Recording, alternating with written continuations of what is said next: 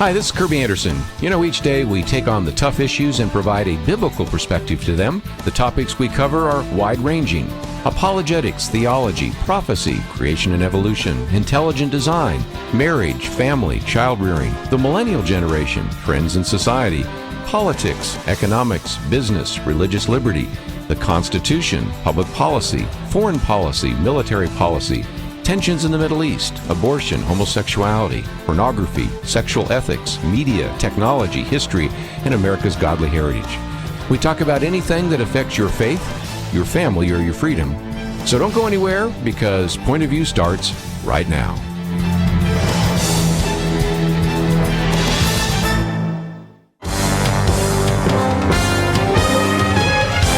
Across America, live. This is Point of View.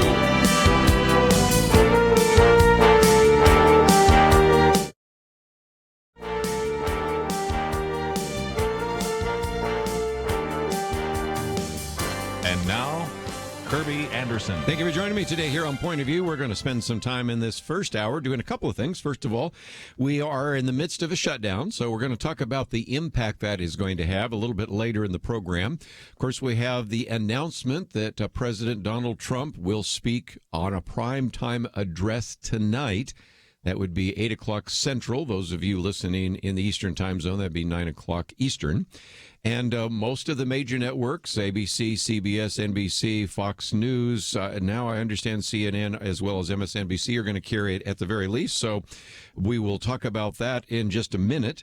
And then this is the first day of the convening of the Texas legislature. So I've already had a chance to interview our friend Matt Shaheen, and we'll do that in just a few minutes so that you get a little bit of a sense of what is happening there today in Austin, Texas. So we have a lot to cover. Let me just give you a kind of a preview of the next couple of hours, and that is at 1 o'clock. We have Tim Wildmon with us. He is, of course, the head of the American Family Association, and they have produced a petition to the president asking him to withdraw the nomination of Chai Feldblum, and we'll talk more about what that means in just a bit.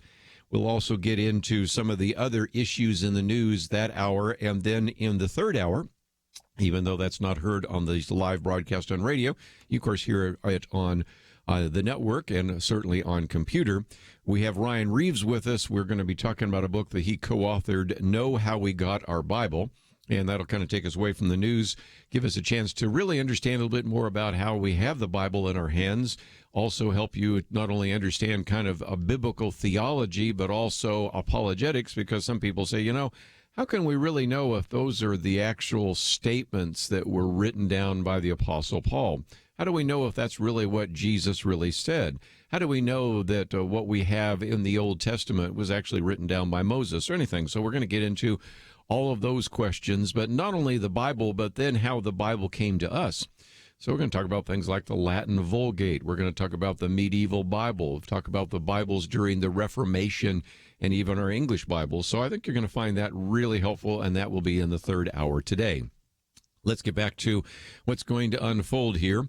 All the major networks have confirmed that they will air this speech by President Donald Trump from the Oval Office. He will address the government shutdown and also address the issue of why he believes that the shutdown he believes was necessary in order to get funding for what before was called the wall. Now I noticed in the most latest budget they call it a fence. Whatever. The bottom line is it's a barrier.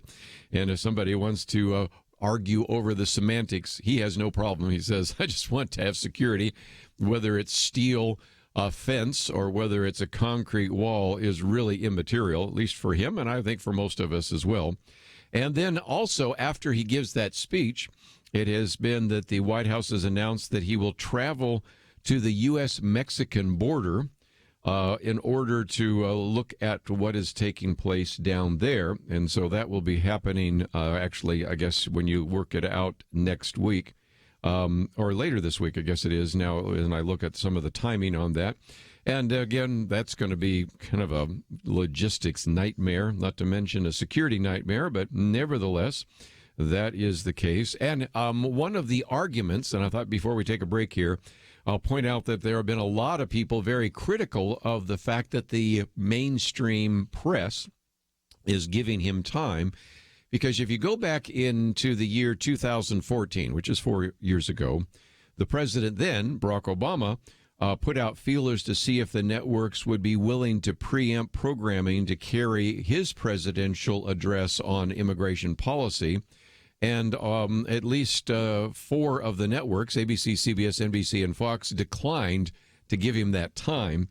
And that has caused all sorts of people to say, well, here we have this honest president, Barack Obama, who wasn't given time. And now we have this dishonest president, Donald Trump, who has been giving time. And I think if nothing else, let me just real quickly mention that we've posted this very good article from The Hill, which is kind of the journal record. It's the kind of the attempt to report on what has happened in Capitol Hill. Tries to play it pretty much down the middle, although it tends to err a little bit maybe on the left side, but that's okay. It also has done us a favor by posting many of these Twitter comments. Carol Roth says, this is so bizarre. The networks have been covering every single time Trump sneezes since the moment he announced his candidacy, to the point of exhaustive lunacy. Now he's doing an official address, and there's a question on whether to air it. And so she was concerned because at that time, there were some networks that weren't sure they're going to air it. They were asking some and raising some of the same questions that were raised back when Barack Obama asked for them. So then you have some others, for example, saying maybe if indeed Donald Trump is going to have this address, Larry Sabato, who, by the way, has been on the program with us before, said that maybe then Barack Obama himself should be the one providing the response. By the way, there is going to be a response, but it's not going to be by the former president. Then you have a couple of others saying that, indeed, how can the media criticize Donald Trump on First Amendment issues, then deny him a primetime address? And then you have Ezra Klein saying, number one, Trump lied to the public about past presidents saying they wish they'd built a border wall. Number two, Trump is asking for public airtime to make a nationally televised address on the border wall. And his argument is that Trump should not be given free airtime to lie to the public. So you can, again, see some of the reactions from some of those individuals. And one more. Here we are. Can the networks responsibly broadcast Trump's remarks live to millions? This one obviously is very critical of the president. With any other president of the United States, the sole question is newsworthiness. But with Trump, it's hard to disentangle idea of a presidential address from his frequently deceitful and untruthful claims. So you know kind of what's going to unfold here. The president's going to be given a little bit of time tonight to address people during prime time. Then there will be the Democratic response, which I suspect in many cases will already be written before they've even heard what he has to say. And, of course, in some respects, you know what he might say anyway. And the whole time will be taken up saying that he lied about this, he lied about that. And, of course, we'll have all sorts of fact check. And tomorrow during the Wednesday Millennial Roundtable, Nick Pitts will be sitting in this chair here, and we'll see if he is able to dig up some of the people doing a fact check, not only on what the president says, but also what on the Democratic response says. So if nothing else, that is something to look forward to tonight. And in some respects, it's probably really smart that he decided to ask for Tuesday night, not Monday night. Monday night, of course, you have the national championship. Congratulations to Clemson. You also had, I think, the first one of The Bachelor. You also had some of the finalists for America's Got Talent.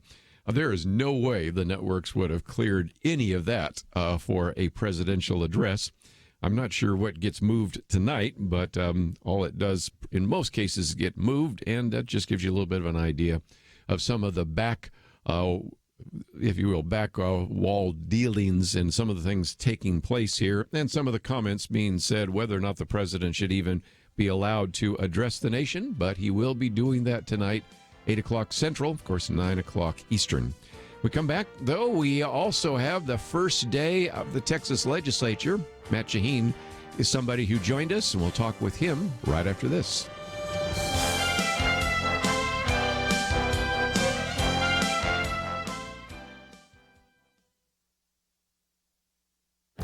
This is Viewpoints with Kerby Anderson.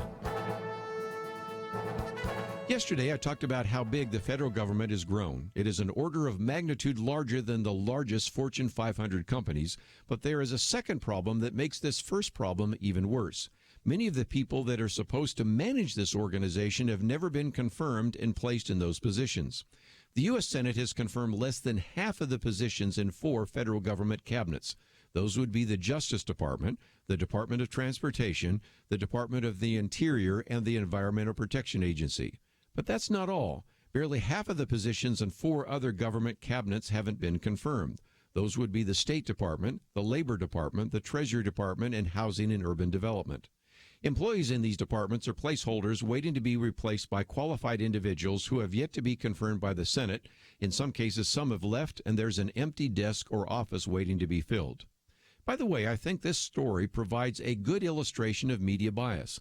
I suspect most of you are hearing about this for the first time. Imagine how much media coverage would be given if after nearly 2 years in the Obama administration, half of the positions in major departments were still not filled. Of course, we also have to add to this list the fact that President Trump lacks a chief of staff, an attorney general, and a secretary of defense. Again, there are placeholders, but no one in the job with full authority. Guests on my radio program have said that the current situation is unacceptable. That is true, but it isn't all that unusual. We have a government that is too big, often poorly managed, and with many positions waiting to be filled. This is no way to run a government. I'm Kerby Anderson, and that's my point of view.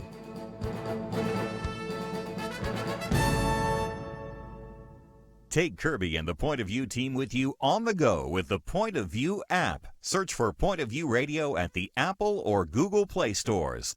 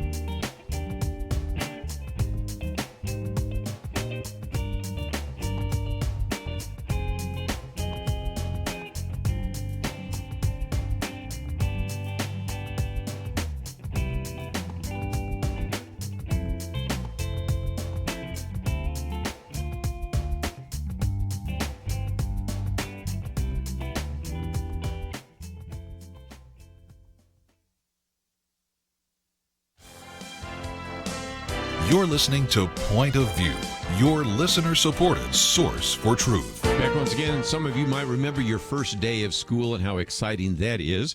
I have noticed that the first day of a session of Congress, or the first day, in this case, of the Texas legislature, is very exciting. So what I want to do for just a minute is go to the state of Texas and look at what is going to be happening today down there in Austin. Then when we come back, I want to talk about something that I didn't really get to the other day, what that first day of swearing in the United States Congress was like, because there are a couple of stories that we never really got to. And before this week is ended, I thought it would be good to just look back on what happened last Thursday. But let's, for just a few minutes, look at what is happening right now in Austin. And in order to give us some perspective, we went to our friend Matt Shaheen. We're pleased to have with us right now Representative Matt Shaheen, representing the 66th District in the state of Texas. And it is an exciting day down there on the Capitol. So, Matt, tell us what's happening right about now. Hey, Kerby, thanks for having me on the show. It's as you can imagine, the Capitol is just packed with people from across the state. We're going to swear in both the Texas House and the Texas Senate at noon today, and the legislature is going to go to work for the next 140 days, so it's pretty exciting. You know, one of the things that people always wonder about is, do you immediately know which committees you're going to be on, which bills you're going to look at? Give us a little bit of a behind-the-scenes look at what's going to be taking place. Yeah, that's a great question. So as far as the committees that we serve on, that's at the full discretion on the House side of the Speaker of the House. He decides who serves on which committees, who are the chairs, the vice chairs. And so over the period of the next, say, month, maybe 6 weeks, we will, talk with the Speaker, tell him what some of our focus areas are, what our desires are. But at the end of the day, there's 150 members, and he gets to decide who's on what committees. As far as the bills that are filed, a lot of bills have already started filing about a week and a half after the election. Yes. People can start filing bills that are in office, and then we actually have up till another 7 weeks to file bills as of today, from today. And one of the things that a lot of our listeners are asking is, will there be any movement, do you think, on things like property tax reform, school funding, and those kinds of issues in this session? What are your thoughts? Absolutely. You know, those are topics that we've talked about, that bills have been filed in the past. I think we have a new speaker. I think there's a new just sense of urgency on those topics. You know, I probably knocked on thousands of doors during the campaign, but really for the past several years, we've been hearing from our constituents the desperate need for property tax relief and school finance reform. I think the legislature will finally step up. I'm very optimistic about both those topics for this session. Again, talking with Matt Shaheen for just another couple minutes here, and he is again representing District 66, and we're going to have to let him go in just a minute, of course, to go and be sworn in. But talk about a couple of issues that you're going to lead on. I know that, of course, property tax reform is one of those, but you've been in the news the last couple of days about some issues that you think very strongly about, and I thought we might give people a preview of things that we're going to be hearing Matt Shaheen talking about during this particular legislative session.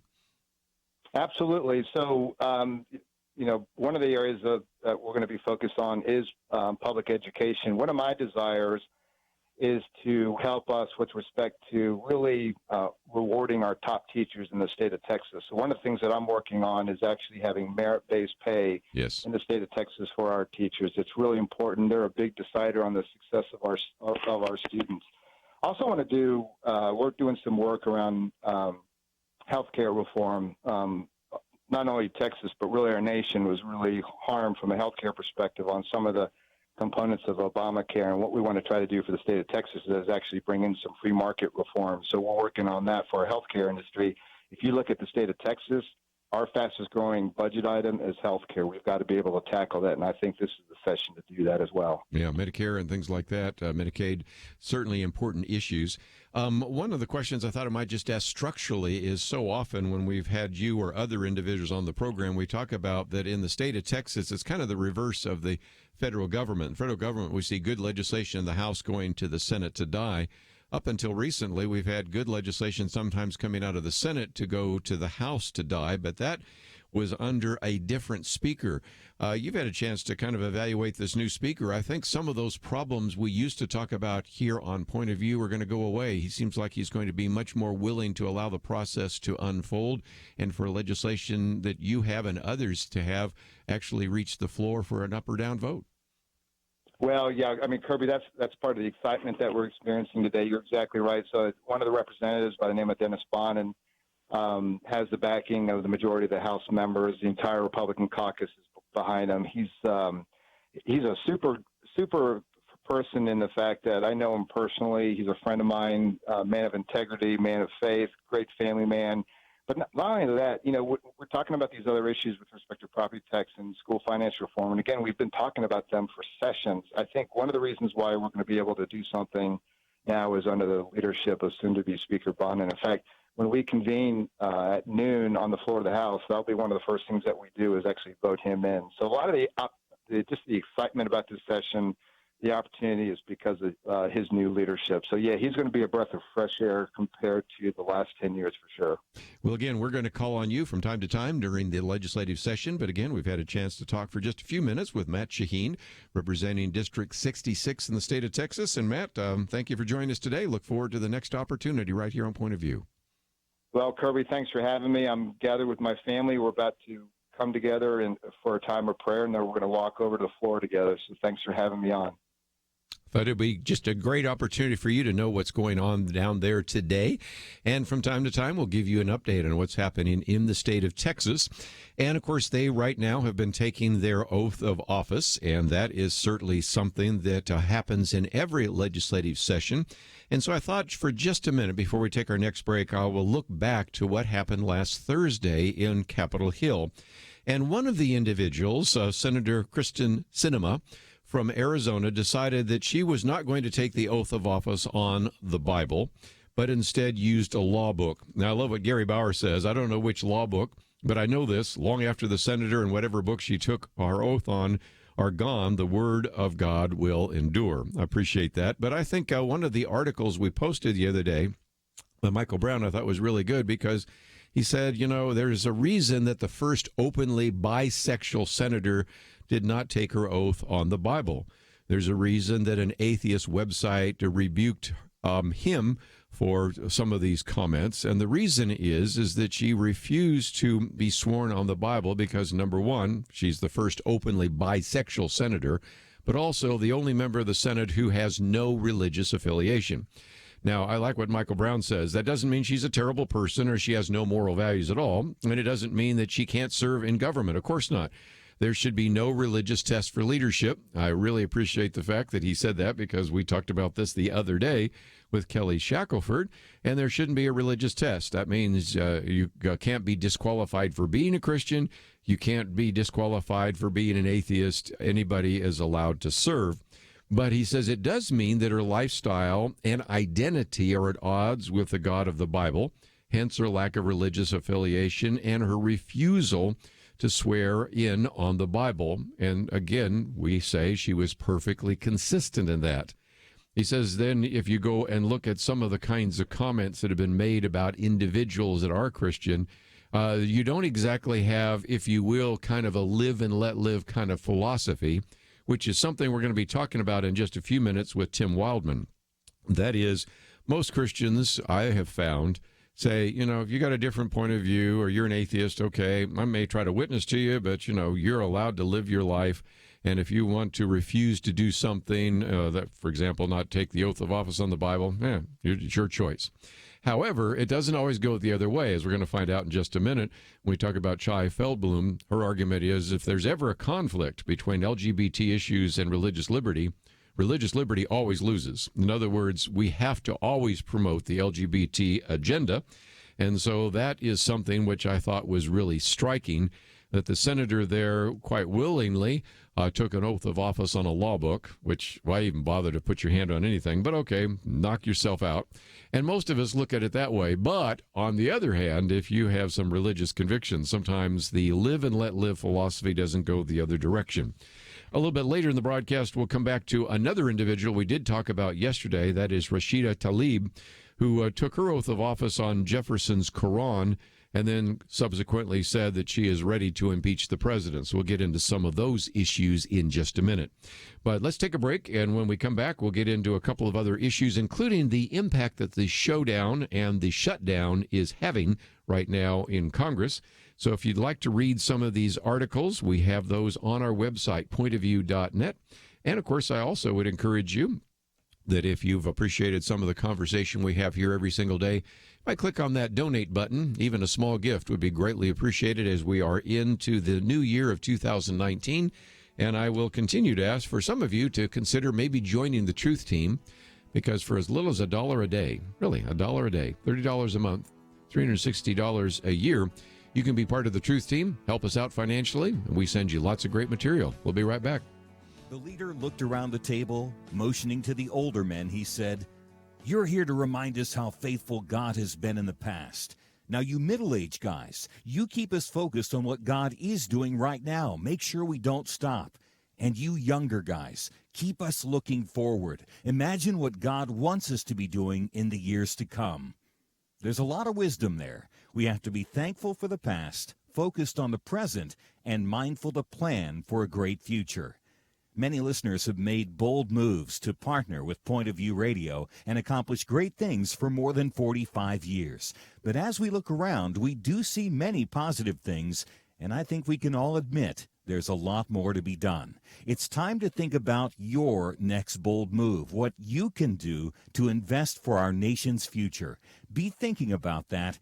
If you have an answer now, don't wait.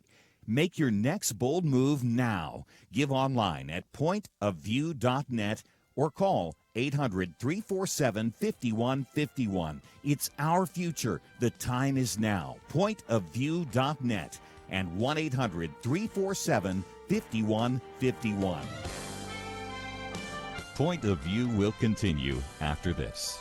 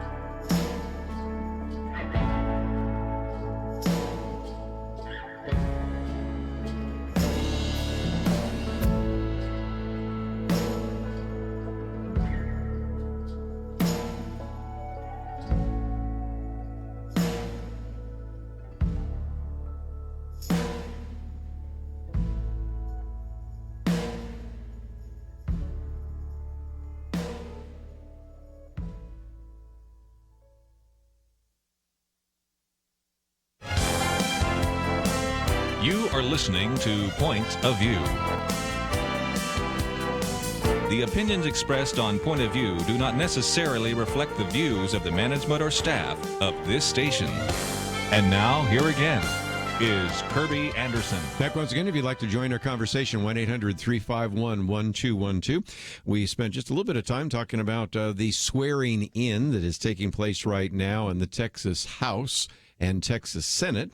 And I wanted to, as we did just a minute ago, look back on the swearing in last week that took place in the United States Capitol. And I mentioned, of course, Senator from Arizona that decided that she did not want to place her hand on the Bible, which is her choice, of course.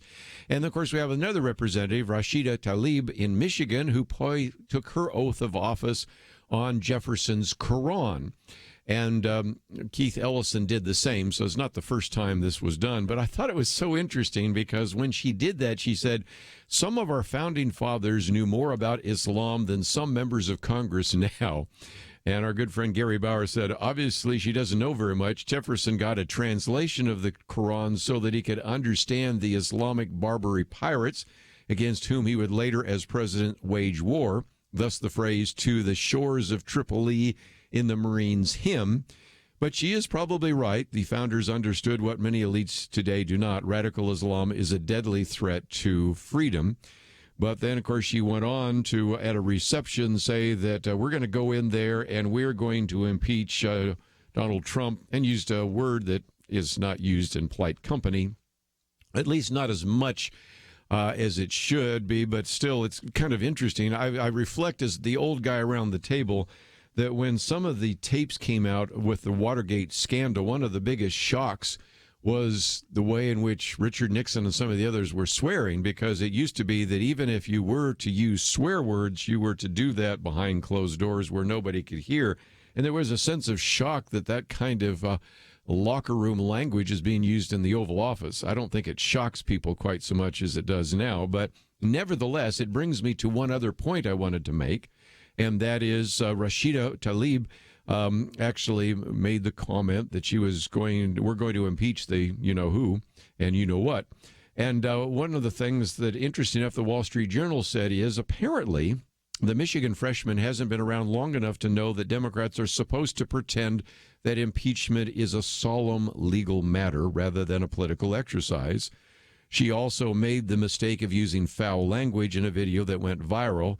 Not that she's apologizing for a word of it, but give her credit for showing the public the reality hiding behind Speaker Nancy Pelosi's kind of wait-and-see premise and pretense. They go on to say that Democrats of one sort or another have been calling for Mr. Trump's impeachment almost from the first days of his presidency. Last week, California Representative Brad Sherman, first elected in 1996, reintroduced the articles of impeachment that he and Texas Representative Al Green offered in 2017. He claims Mr. Trump obstructed justice for being, first of all, just for being around, but also for firing FBI Director James Comey, along with other offenses, and thus redefines the clearly legal presidential power under Article 2 as an impeachable offense. And so they go on to finally say, the truth is that nearly all Democrats believe that they have more than enough to impeach Mr. Trump. They're waiting on special counsel Robert Mueller in the hopes that his report provides some evidence of collusion. But even if it merely provides ominous mood music and details we already know, they'll want to proceed. And, of course, the proceedings will take place on the House Judiciary Committee that is headed by Representative Gerald Nadler. And really, he's just waiting, if anything, to talk about the fact that there were going to be some really significant changes that will take place, and that they will probably make some kind of argument that indeed what we have are justification for impeachment. So, again, if you want to join the conversation, we've talked a little bit about these, one in case a senator, one representative, as well as some things happening in the state of Texas. But let's take a phone call before I get into what is happening right now with the shutdown. So we'll go to Arizona first. John, thank you for joining us. What's your point of view? Hi, thank you for taking my call. How are you? I'm good. What would you like to add to our conversation today? Great. Yeah, so actually I'm a recent listener, and I really enjoy your program. So I'm from Arizona, and I got to tell you, I think what we're seeing is part of a larger trend here in Arizona. Recently, we've been getting a larger influx of people from the East Coast and from California and the West Coast, Oregon, Washington, so forth and so on. And what I've been noticing is it's slowly been shifting. It's been shifting from a red state, well, once red state, to more of a purple blue state. Probably true. And it's definitely eye-opening. And I do think that come 2020, Trump is going to have to do a lot of work in the state if he wants to win it. Last election cycle, I believe he won by 4 points, and it was decided real late, primarily because of Maricopa County. We've seen a very, very drastic shift in Maricopa County. So, yeah, it doesn't surprise me. It's just a sign of the times that we're in right now. I think that Texas is also in trouble, but Arizona's definitely on that list of becoming a blue state. Like I said, we've seen a shift. We have definitely seen a shift here. Well, and again, I think one illustration is one I just talked about a minute ago. Your newly elected senator, bisexual, atheist, not the kind of person I think would be elected out of Arizona. I mean, I go all the way back to when my uncle moved there and was a strong supporter of Barry Goldwater. And even since then, we've talked about John McCain, we've talked about John Kyle, we've talked about a number of others that have served. And so, again, I think you do see some changes just even in who's elected to Congress, who's elected to the Senate, and even who's elected as governor. So I think you got a good point. And some of that has to do with immigration. Some of it has to do from migration from within the United States. But you add all that up, and what was kind of a reliable red state of Arizona looks a whole lot more purple now, doesn't it? Yeah, it sure does. And, we've been around through the John McCain and Jeff Flake era. And, I can tell you there is a lot of people here in Arizona that are sad, very, very sorely disappointed with Jeff Flake. Jeff Flake has really let us down in becoming very hostile towards the president. So again, you have Martha McSally and Kristen Sinema, just a very different kind of mix than you would have seen just a few years ago there in the state of Arizona. So, John, appreciate you calling, and I hope you call in anytime. Thank you so much. Let's just, before we take a break, talk about some of the things happening with the shutdown. You're going to hear more and more of these stories, and I think they are tragic, so I am not dismissing them, but let's just remind ourselves that even as you hear these stories of individuals saying it's kind of hard to make ends meet, they will get paid. And so there has never been a time that I can think of in recent memory where after a shutdown, those who then were furloughed or actually working without pay didn't get paid. But one of the things that I've noticed is that some of the members of Congress are standing in solidarity with them. This particular article says, in keeping with previous government shutdowns, dozens of lawmakers are voluntarily refusing their pay or donating their pay as long as part of the federal bureaucracy remains shuttered and new members are not being shy about joining that. That's something kind of interesting because sometimes these incoming members, Alexandria Ocasio-Cortez, for example, probably doesn't have a lot of money. So that is pretty striking. I don't know if she's one of those, but I just use her as an example since she's got such visibility as an incoming freshman. According to press statements and social media postings reviewed by the Washington Post, at least 48 members of the House and Senate, split about equally between both parties, have announced they plan to refuse or donate their pay for the duration of the shutdown. 13 of those are House freshmen serving in the first time in Congress, which currently stands at 434 members, 99 in the Senate because you have a vacancy in each one of those areas. So that's what they are doing. And then when we come back, I want to spend some time talking about what this means in some of these government areas, the Department of Housing and Urban Development, the whole issue of The Department of Agriculture right now, you're not affecting food stamps yet, but we might in the future, but certainly affecting some of these other programs that would help rural and suburban home buyers. The whole issue of the TSA, what's happening there, the national parks, even the question about tax payments, although the IRS says now they will provide tax refunds and a number of others, and even the funding of the federal courts. So I'll get back to what that might mean. And there is beginning to be a fairly significant strain in the federal bureaucracy.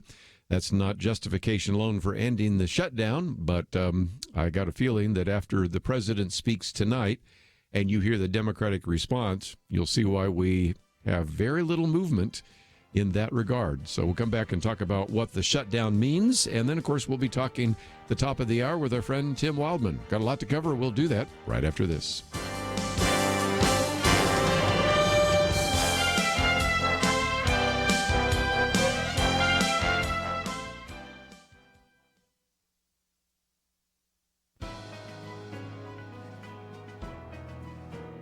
Welcome to the First Liberty Briefing. I'm Jeremy Dice.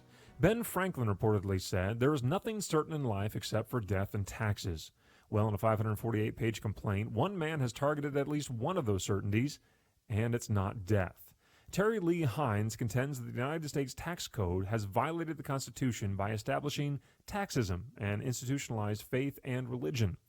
Because the tax code has the effect of favoring and even promoting organized religions through tax breaks and other benefits, Mr. Hines believes the tax code is in violation of the First Amendment. Well, I suppose this is the sort of case that law students are forced to grapple with, but actually have little effect in the real world. Some may dream such a lawsuit is the silver bullet to bring down our ghoulish tax system. Alas, Mr. Hines' lawsuit will not free us from the taxman's visit every April 15. For one reason, taxpayers have a lot of hurdles to overcome just to bring the lawsuit. Mere allegations, even ones dressed up in the garb of a First Amendment challenge, that they do not like to pay taxes will not be sufficient. For now, Mr. Hines and the rest of us will have to continue to pay our taxes, and most importantly, the religious charities and houses of worship that are exempt from them will continue to be exempt. To learn how First Liberty is protecting religious liberty for all Americans, visit firstliberty.org. Hi, I'm Kelly Shackelford, President and Chief Counsel of First Liberty Institute.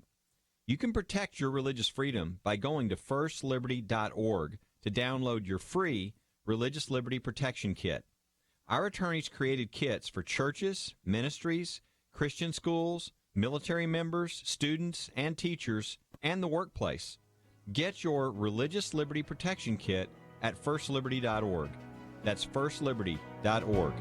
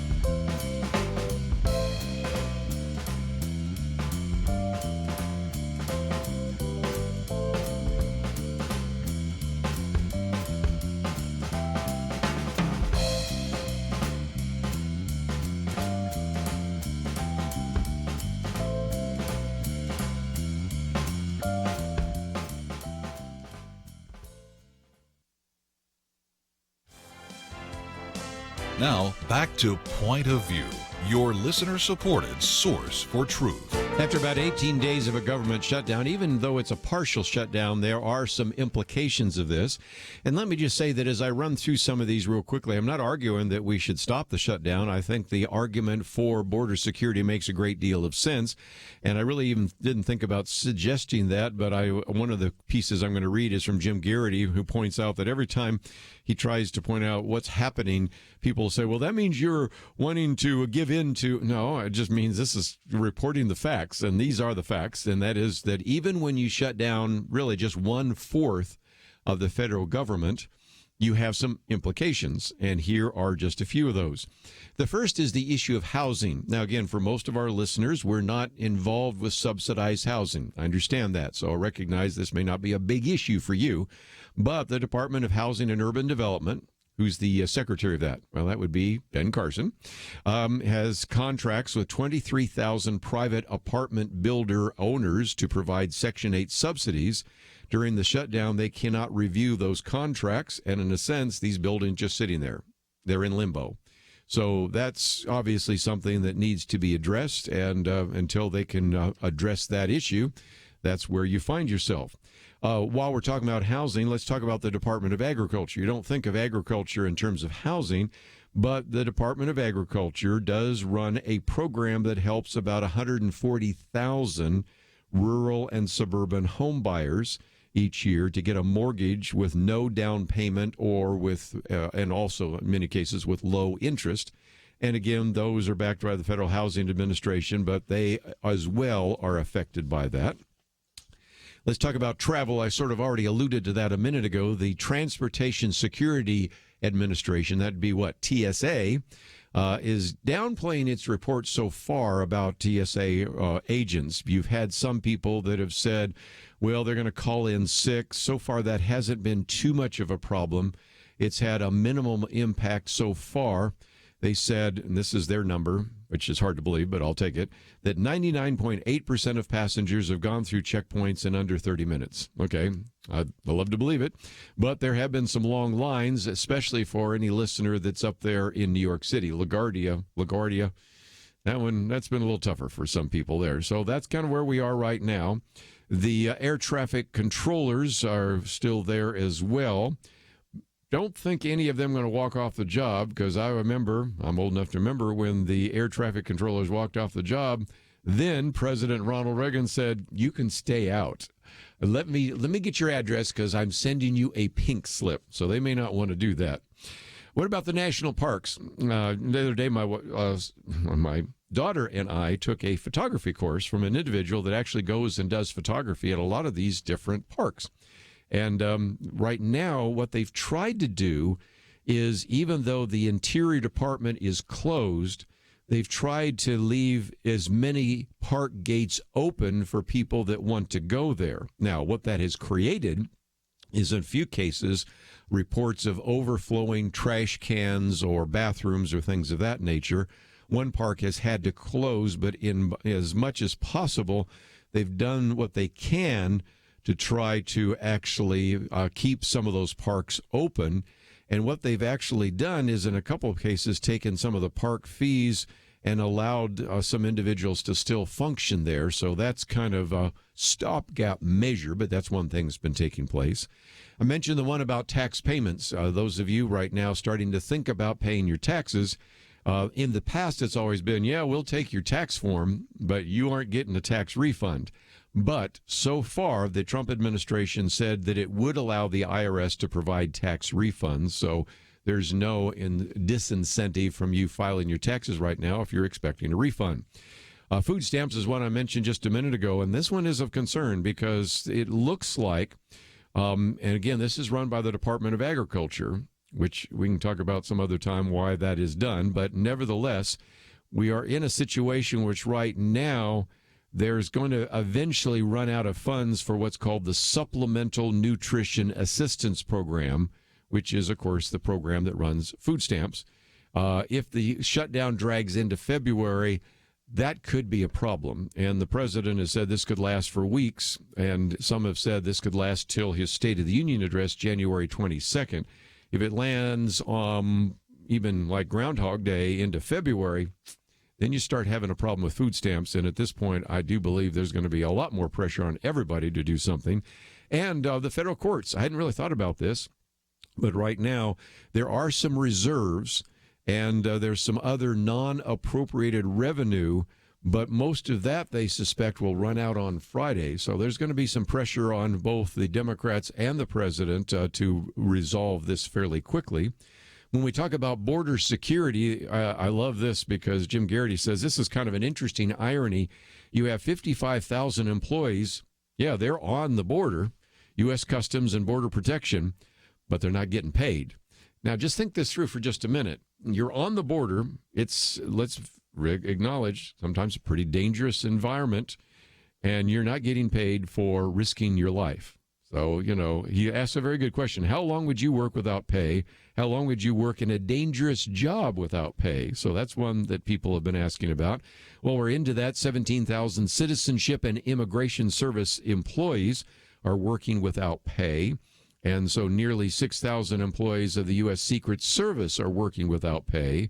And about 2,000 Department of Health and Department of Homeland Security, employees also working without pay. So that is part of the issue. Of course, we talked about the TSA. About 55,000 Transportation and Security Administration employees are working right now, again, without pay. And you can just begin to see somewhere along the line this gets to be a bit of an issue. And then finally, the Justice Department. I noticed a story the other day on the local station, WFAA Channel 8, talked about somebody in the Justice Department who was not getting paid. And again, you have about 36,000 FBI employees and about 13,000 special agents in the Department of Justice that aren't being paid. And one more, since we're talking about that, 35,000 guards and employees for the Federal Bureau of Prisons are not getting paid. So there are some consequences to the shutdown, and it is easy sometimes to say, well, we've sent the non-essential people home, and in a sense, they've just gotten a vacation because they're going to get paid even though they aren't doing anything. But the bottom line is, think of all those individuals, and I gave you a pretty short list of individuals that are actually working, sometimes in fairly dangerous jobs and not getting paid, and how that could be fairly demoralizing. So this is why I think there are going to be a lot of people tonight watching the president, and some of those are individuals that are watching because they want to know when they're going to get paid or when they're going to get to go back to work because they're federal workers. So those are just a couple of issues I wanted to put on the table. And when we come back, we're going to spend some time talking first with Tim Wildmon. We have an individual that has been, I think, fairly accurately depicted as somebody who's been pretty hostile to religious values, who nevertheless is an individual that has been renominated for the EEOC. So we're going to talk about that for just a minute, talk about what our friends at American Family Association are doing to encourage your involvement, to sign a petition and express your opinion to the president.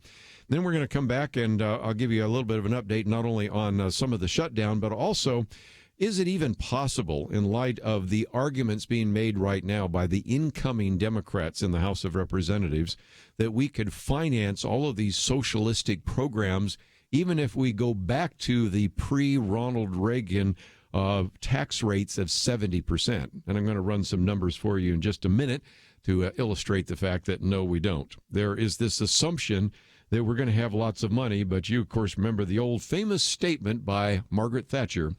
The problem with socialism is sooner or later you run out with somebody else's money. And we'll find that out as another statistical analysis as well. But we need to take a break. When we come back, we're going to talk with our good friend, Tim Wildmon. We'll be right back. Why should you become a partner with Point of View Radio? Because for decades, this team has made a significant difference in lives and communities across the nation. Because America is dying for lack of biblical wisdom about life and culture. You should give because your gift will make possible cutting-edge information on issues that matter, information you won't hear anywhere else. Why? Because your gift will change lives, because you'll influence our culture with biblical truth, and because you can make a difference for the future. Our nation needs a truth team very badly. Support Point of View Radio today at pointofview.net.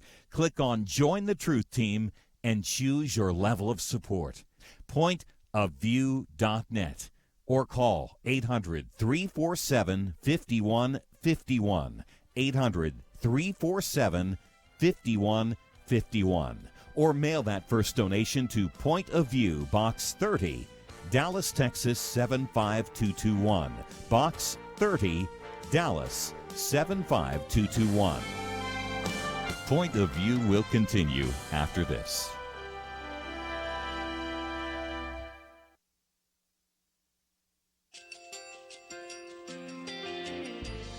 I just want to thank you so much for all the wonderful programming you have. You're just absolutely fantastic. I recently started listening to Point of View, and I really found it interesting because of the different subjects you cover. Thank you for that. I really appreciate everything that you do in keeping us informed. Thank you, Kerby, for everything that you have been doing. I appreciate all the work that you're doing, advocating for the Word of God. Thank you so much. Point of View, I think, is absolutely necessary because it's a Christian perspective, a biblical worldview perspective, and receive very current, up-to-date information about what is really going on, week to week in our culture, which is changing so rapidly, and yet it's morally sliding backwards. Yeah, I'm just, first of all, I thank you guys. Y'all's program is wonderful, and enjoy it every day. I learn so much every time I listen to it. Point of View Radio Talk Show.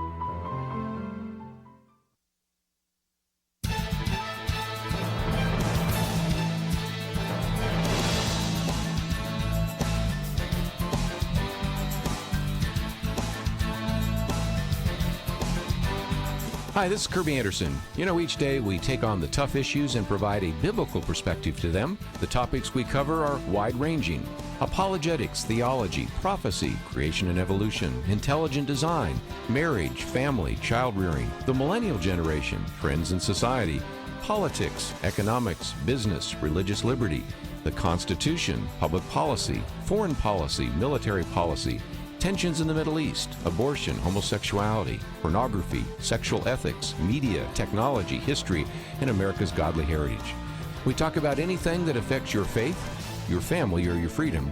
So don't go anywhere, because Point of View starts right now.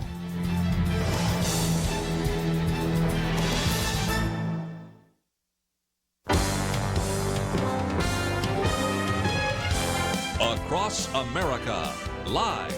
This is Point of View.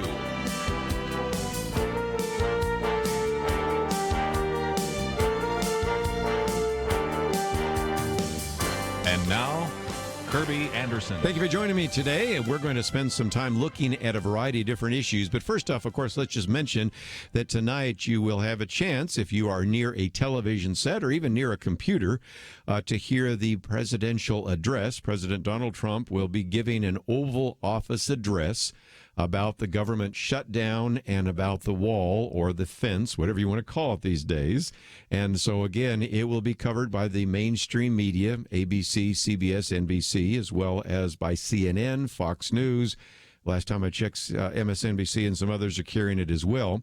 And then there will be a Democratic response. So there'll be a couple of things that certainly can be talked about here on Wednesday. Nick Pitts will be the host of our Wednesday Millennial Roundtable, but I'm sure he'll also provide, if you will, some of the material he was able to dig up in terms of the fact check. Because one of the arguments being made against President Trump is, now, wait a minute. Back in 2014, when President Barack Obama was putting out feelers to actually address the issue of immigration, the various networks turned him down. Matter of fact, ABC, NBC, CBS, and Fox all declined, so he decided not to do that.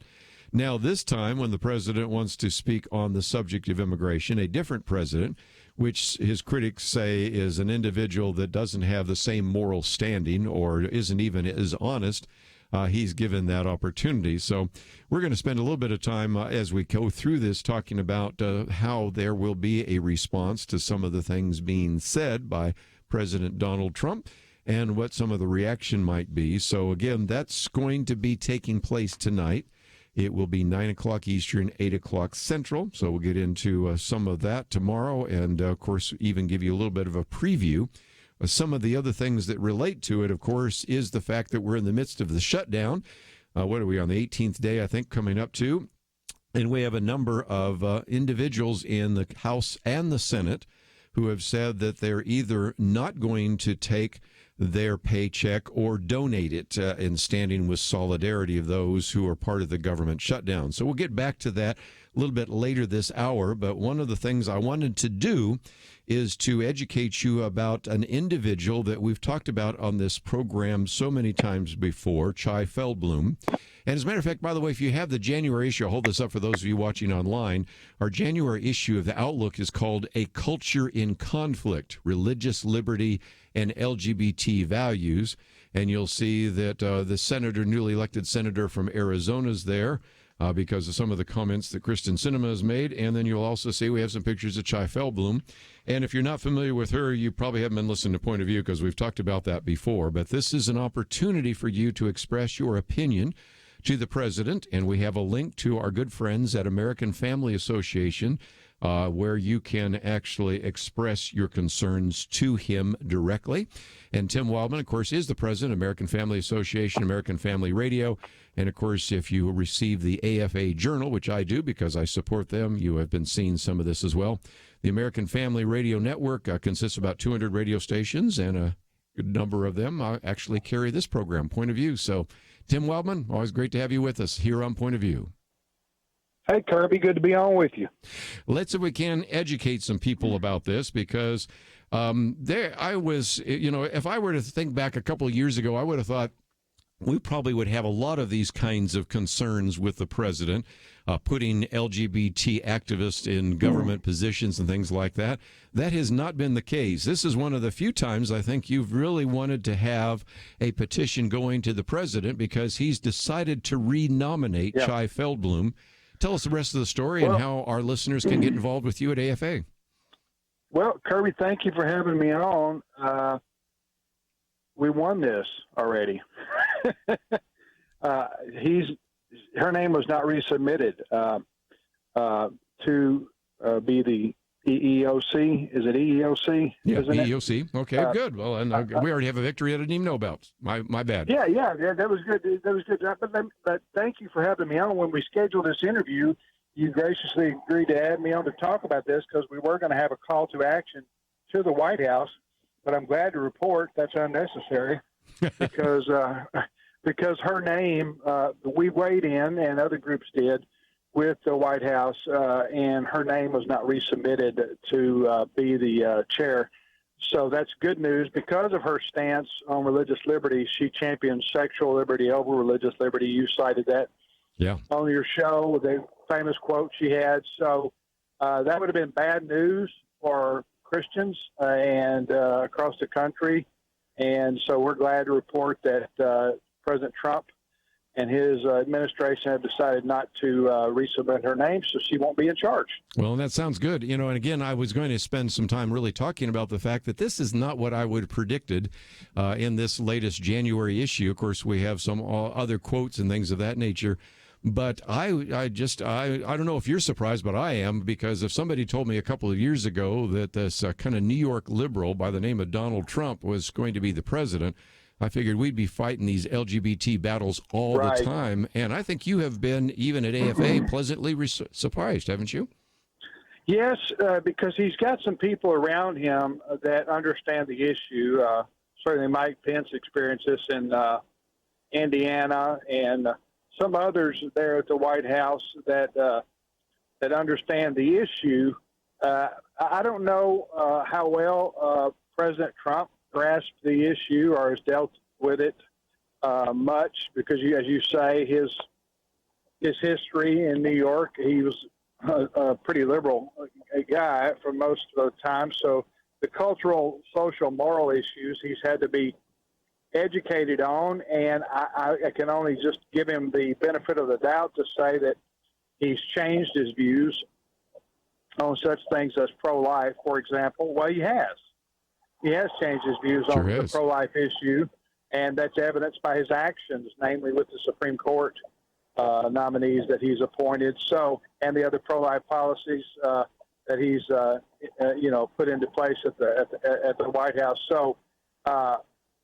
But yes, with this particular issue, because you get, people inside the White House, I don't know where Jared and Ivanka stand exactly on this, but they're New York liberals on a lot of issues. I'm sure they're fine people and good parents and all, but still, that's the culture of New York, right?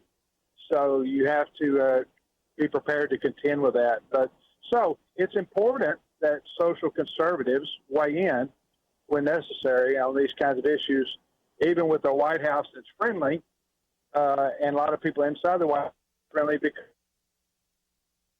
I'm going to take a break here. Even our friends have to be pushed. Yeah. We had a little bit of trouble making the connection there. We're going to take a break anyway. We'll come back. I wanted to get your comments just before I let you go about, of course, the presidential address tonight, prime time, and also then, of course, we're in the midst of a government shutdown and the whole issue of immigration and the rest. And since we have Tim Wildmon with us for just a few more minutes, we thought we would get some of his thoughts, and then I'm going to get into all sorts of other issues in the news. But here we have a victory, and I thought it would be an encouragement for you to hear that. And so it's just exciting to find that out and to actually report that today here on Point of View. We're going to take a break. We have a lot more to cover, and Tim Wildmon will be with us for a few more minutes, and then we'll get into some of the other very important issues in the news right after this.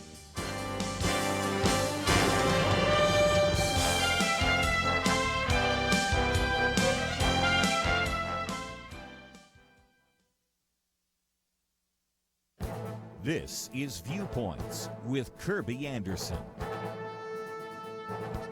Yesterday, I talked about how big the federal government has grown. It is an order of magnitude larger than the largest Fortune 500 companies, but there is a second problem that makes this first problem even worse. Many of the people that are supposed to manage this organization have never been confirmed and placed in those positions. The U.S. Senate has confirmed less than half of the positions in 4 federal government cabinets. Those would be the Justice Department, the Department of Transportation, the Department of the Interior, and the Environmental Protection Agency. But that's not all. Barely half of the positions in 4 other government cabinets haven't been confirmed. Those would be the State Department, the Labor Department, the Treasury Department, and Housing and Urban Development. Employees in these departments are placeholders waiting to be replaced by qualified individuals who have yet to be confirmed by the Senate. In some cases, some have left, and there's an empty desk or office waiting to be filled. By the way, I think this story provides a good illustration of media bias. I suspect most of you are hearing about this for the first time. Imagine how much media coverage would be given if after nearly 2 years in the Obama administration, half of the positions in major departments were still not filled. Of course, we also have to add to this list the fact that President Trump lacks a chief of staff, an attorney general, and a secretary of defense. Again, there are placeholders, but no one in the job with full authority. Guests on my radio program have said that the current situation is unacceptable. That is true, but it isn't all that unusual. We have a government that is too big, often poorly managed, and with many positions waiting to be filled. This is no way to run a government. I'm Kerby Anderson, and that's my point of view.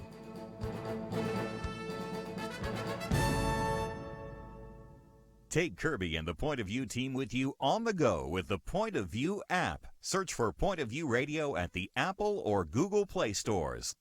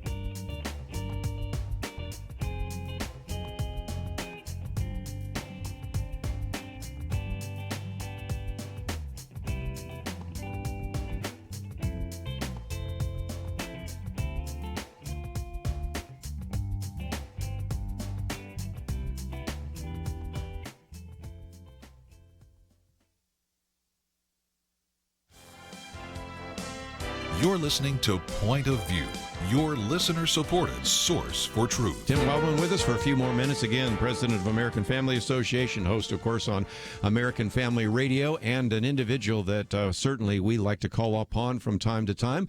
I encourage you to support AFA. And, of course, I receive the AFA Journal, and it is worthy of your financial support. If you go to afa.net, one of the articles you've posted here, or one of your staff did, is the absence of God is a big issue. That's something I talked about the last hour on our local broadcast, Tim, because it's done by Michael Brown, and just reminding us that, for example, the Senator Kyrsten Sinema from Arizona decided not to take her oath of office on the Bible. Instead, she used a law book. I love what our friend Gary Bauer says. I don't know which law book she used, but I know this. Long after the senator and the book are gone, the word of God will endure.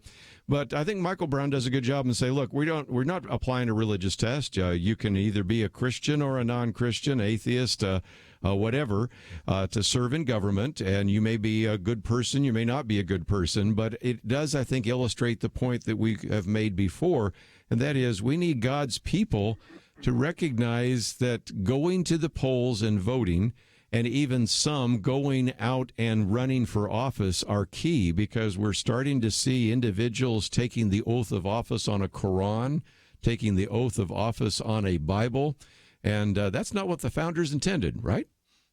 No, you're absolutely right, Kerby. And by the way, thank you very much for your personal endorsement of our ministry and your personal support of what we do, because that means a lot coming from you. But yes, we have a rise in secularism in this country, and that's evident. We do need a national revival. We need a Christian revival in this country, and I encourage you, everyone, to pray for that.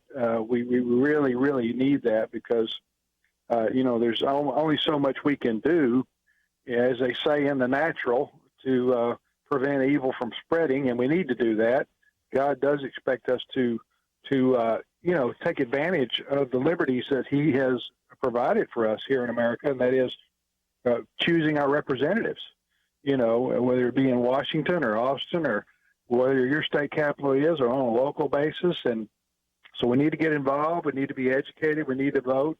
And we often have the reports every election cycle on how many Christians don't bother to vote. It's a shame, really, given the sacrifices that our forefathers paid for our country. So, yes, we can vote our conscience and vote for religious liberty. If we don't, we will lose it, because the other side is attacking relentlessly. We see this every day on the news. The secularists, the so-called progressives, which my friend Abraham Hamilton III calls regressives, they are, every day they're trying to change America. President Obama used this expression, and he said fundamentally change America, right? Right. That's what these people are about. They want to fundamentally change our country. When you say fundamentally, I mean, that means there's something wrong fundamentally with our constitutional republic. And so that's our challenge, and it's every day. We got to get out there every day and do what you do here on Point of View, educate the Christian America, and try to take a stand for righteousness' sake, as the Bible says in Matthew chapter 5. One of the things we do on Friday is we have Kelly Shackelford in here, along with Penedexter. Kelly will be here with one of his First Liberty attorneys. And I've noticed a smile on his face because he's seeing now, for the first time, 5 Supreme Court justices. Really, since the 1920s, we've not had really 5 truly conservative justices. But more importantly, he is bringing reports about individuals that are on the circuit court and on the federal judiciary that are actually really quality kinds of individuals. And so the future of religious liberty looks a lot better, simply because, again, I wouldn't have predicted this, but the kind of nominees that Donald Trump and Mike Pence are putting forward are the kind of people that Kelly Shackelford has, in some cases, employed, worked with, some of the people that you and your father have worked with. And that is going to change the nature of the court for decades, isn't it? Yeah, absolutely. There's 2 things that President Trump won on when he was candidate Trump. One is build the wall, right? That was his signature issue. And then secondly, the day he decided to put out a list of judges that he would choose from for the Supreme Court and or for the federal bench, federal appellate court bench. So when he did that, no other candidate did that. Even Senator Cruz didn't do that. I'm not saying that Senator Cruz would not have named constitutional conservatives to be on the Supreme Court. I'm just saying it was a stroke of genius on the part of Donald Trump at the time, because he was trailing, I think, probably or at least, vying for votes among the Christian population, which is a subset inside the conservative vote. And people were leery. They were skeptical because of Donald Trump's past in New York. And so when he put out a list of names, he said, here they are. I'm going to choose from this list from the Federalist Society. Then he won over a lot of people, including me, at the time, to say, okay, this guy's serious about, choosing judges that are constitutionalist. And that's where a lot of our fight is won or lost, as you know, today, is in the courts. And so I applaud him for that. He stuck to his guns on that. We do have 2 new Supreme Court justices that he's put forth, and I'm looking forward to maybe a third. I think so. What will happen with Ruth Bader Ginsburg, but she's been sick and ill, and she's elderly, so she could be retiring sometime soon, and the president will get a chance to put another Supreme Court nominee forth, which is, as I say, is one of the primary reasons why at least Christians went to the polls to vote for him. One last question, and of course you just alluded to that, and that is the wall. Tonight the president's going to speak, and then we're going to hear from the Democrats, and I suspect that tomorrow on your radio program and on ours as well, we're going to have to do some fact check, but it does seem to me that this was the last opportunity, given the fact that Democrats now control the House, to say, I'm serious about building a wall or a fence, I don't care what you call it, something that protects us. What are your thoughts? Yeah, this is absolutely ridiculous on the Democrats' part because, this is a very reasonable thing to do, build a barrier so that our Border Patrol agents don't have to physically confront people all the time. This is just smart. And also it's prohibitive. People from these long distances where they travel to, if they know there's a barrier when they get there, they're less likely to leave home in the first place. So this makes all the sense in the world. Talking about a tiny amount of money when you consider the federal budget. So the president's absolutely in the right here. It's a very reasonable thing to do. I can only, guess with the way the Democrats are reacting. A, they just don't want Donald Trump to have any win whatsoever. And B, I believe, and this is my opinion only, but the long-term goal here of the Democrats is to get as many people here illegally as possible. And then you give them amnesty at some point if you're in a position of authority to do that. And then they vote Democrat 80-20 or 90-10, and it's the death of the Republican Party as we know it. That's their ultimate objective. That's the reason that they are opposing any kind of physical law or want to get serious about border control. I know that's a very sinister, sort of dark view of the Democrats' position on this, but that's the only thing I can come up with why somebody would be against a physical barrier. Well, again, we'll watch it tonight, and I know that on your radio program you'll be talking about it. We will as well. We have a link to afa.net, and again, I would encourage people, if they haven't already subscribed to the AFA Journal, to do so and to support you. It's worthy of their financial support, and thank you for the good news about a victory that we've been able to announce today to our listeners. Thank you, Kerby. Appreciate your support. Keep up the good work at Point of View. Going to take a break, and when we come back, we'll get into a couple of issues. We'll talk about what the shutdown means right now. Also want to answer this question. Okay, if Bernie Sanders and Alexandria Ocasio-Cortez get their wish and they implement a tax rate of 70%, that would be the pre-Ronald Reagan rate, is that still enough to finance socialism? I think you're going to know what the answer is going to be. No, it isn't. As Margaret Thatcher liked to say, and we've quoted so many times, the trouble with socialism is eventually you run out of other people's money. And so we'll give you a little bit of a perspective on some of that.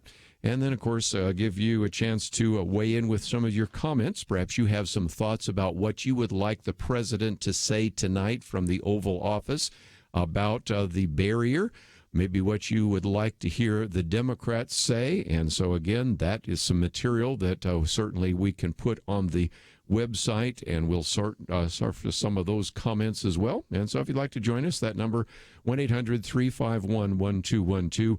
Might just mention one of our articles today is how quietly some of the Republicans are actually preparing for the possibility that Ruth Bader Ginsburg might step down. Of Ginsburg vacancy. So that is something else that Tim Wildmon mentioned, and it's on our website as well. 1-800-351-1212. The website is pointofview.net. We'll be right back. Here's some great news. If you missed the deadline to sign up for health insurance, or more importantly, if you sign up for a plan that you're just not happy with, you still have a choice.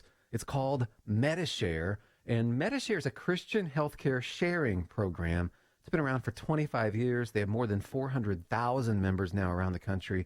And get this, over the years, MediShare members have shared more than $2 billion of each other's medical bills, so they could help share your needs too. And best of all, you could save a lot of money with MediShare. The typical savings for a family is around $500 a month. Your savings could be more or less, but think about what you could do with that extra money every month. So if you think you're stuck with a high-cost health plan that doesn't have much to offer, think again. You can join MediShare anytime, so call them today and check it out. There's no pressure. They're super easy to talk to. 855-90-BIBLE. That's 855-90-BIBLE. 855-90-BIBLE. It takes a team to win. Be part of Point of View's Truth Team and bring truth and healing to America. Go to pointofview.net/team, pointofview.net/team, and 800-347-5151. Point of View will continue after this.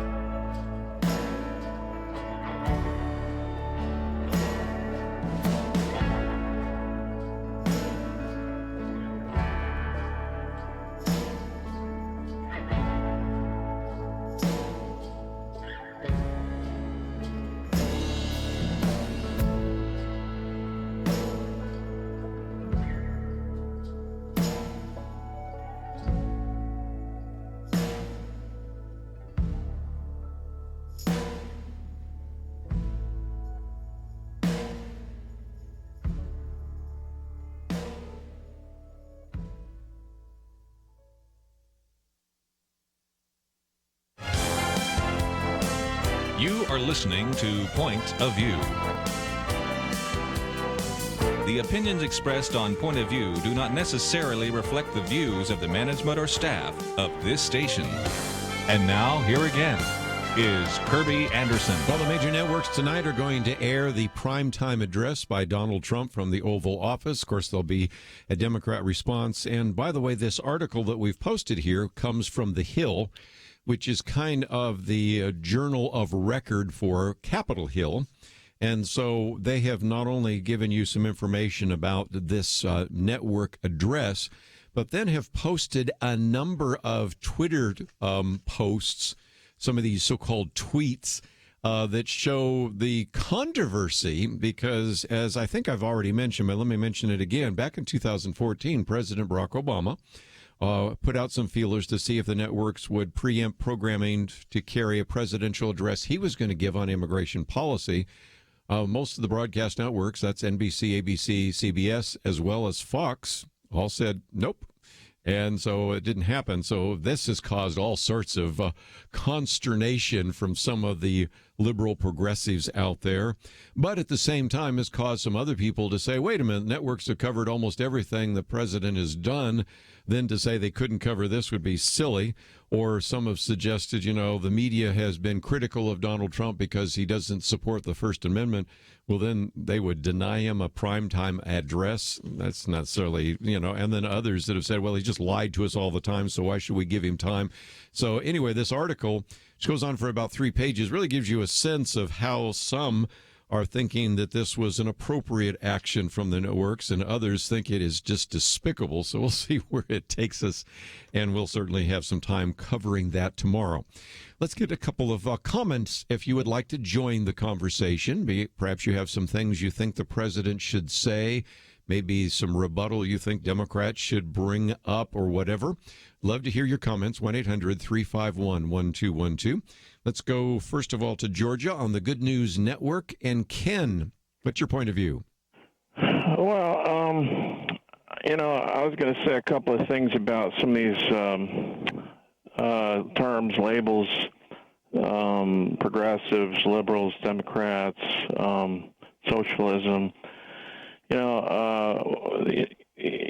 can talk about the Federalist Papers and the Constitution and so forth, but we had a problem, in 1776 and even through the Civil War and when Martin Luther King Jr. was, advocating for people who were being lynched and who were poor until he was assassinated. And now we have Martin Luther King Jr. holiday this month. And, people who were slavery abolitionists and people who were civil rights activists were progressives. And, the word liberal, for example, the Mayo Clinic is an example of, the way that they started off. I'm not talking about right now. I'm not entirely sure, how much they're doing, but when they first started the Mayo Clinic, they were giving away a lot of health care, and nuns and people were involved in great acts of generosity, and they didn't turn people away who didn't have insurance or who didn't have money. And it was a very liberal way of receiving and giving health care, unlike many hospitals then and now. And, some people might say, well, that's socialism and that's liberals, but it was very Christian what they were doing, providing all of these surgeries that people desperately needed. Okay, well, again, you're kind of all over the map, but I think you've raised a good point, and that is when we use a term, it deserves some definition. So let me see if I can help out on that regard before I take another phone call.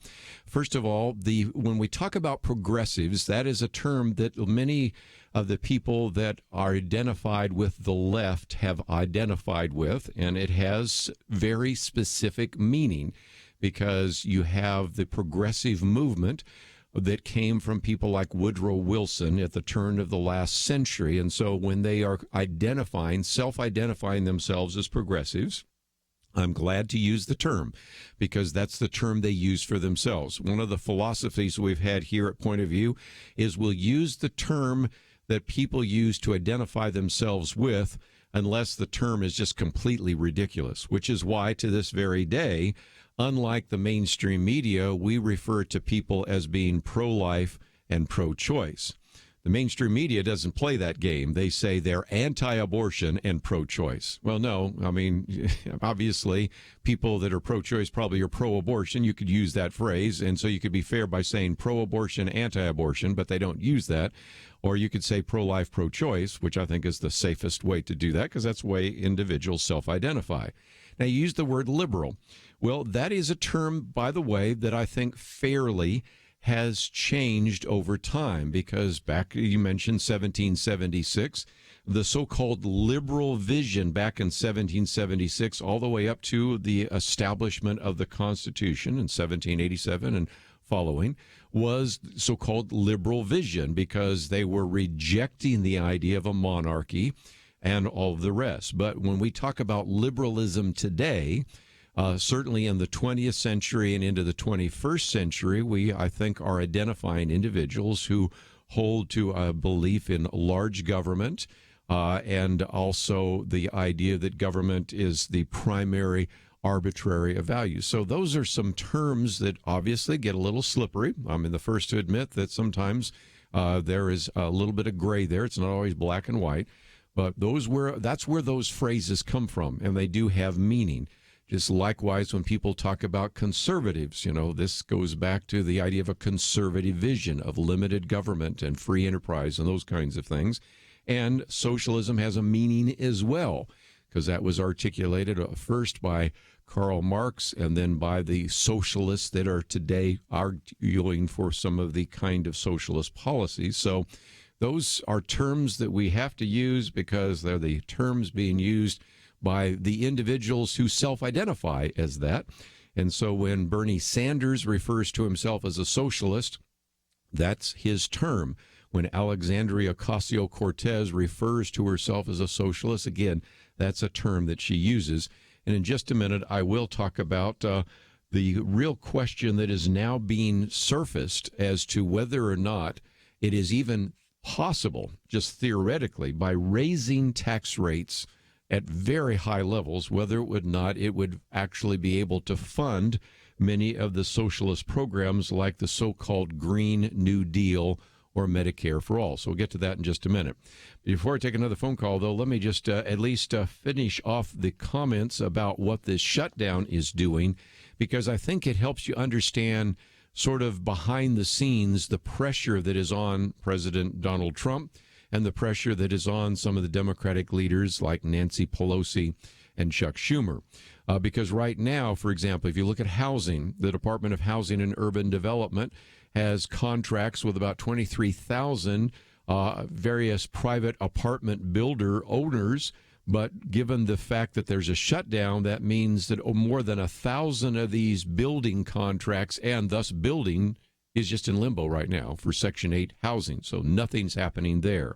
Department of Agriculture, you don't think of that in terms of housing, but again, they have a program that helps 140,000 rural and suburban home buyers to get a mortgage. All of that is really shut down.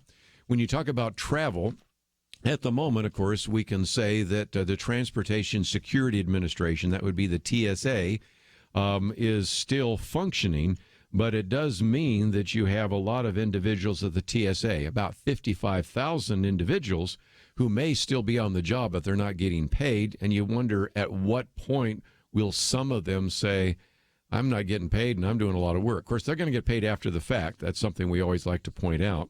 And then in terms of the national parks, the decision has been made that even though the Interior Department has been shut down, the park gates oftentimes have been left open so that people can still visit those national parks. But, of course, that's led to some reports of overflowing trash cans and bathrooms and some things like that. And, of course, the one you may have heard announced yesterday with the issues of taxes, when it was true in the past and we had shutdowns, then the IRS would never issue any tax refunds. But the Trump administration has said that not only can you be filing your taxes right now in January, but you can also be assured that you'll receive those tax refunds. And, of course, right at the moment, we still have enough money in the Department of Agriculture for food stamps, but by February, I think we run out of that. And the biggest issue I've raised is a lot of individuals that are in border protection right now, about 55,000 of those individuals in Customs and Border Protection, and people with the FBI. They're in dangerous jobs, but they're not getting paid. Let me ask you a question. How long would you work without pay? More importantly, how long would you work in a dangerous job without pay? And I think it gives you a little bit of an idea of some of the pressure that I would imagine is being felt by the president and some of the leaders in Congress. So we'll see how that primetime address unfolds tonight, and we'll talk about it tomorrow right here on Point of View. Stay tuned. We have more right after this.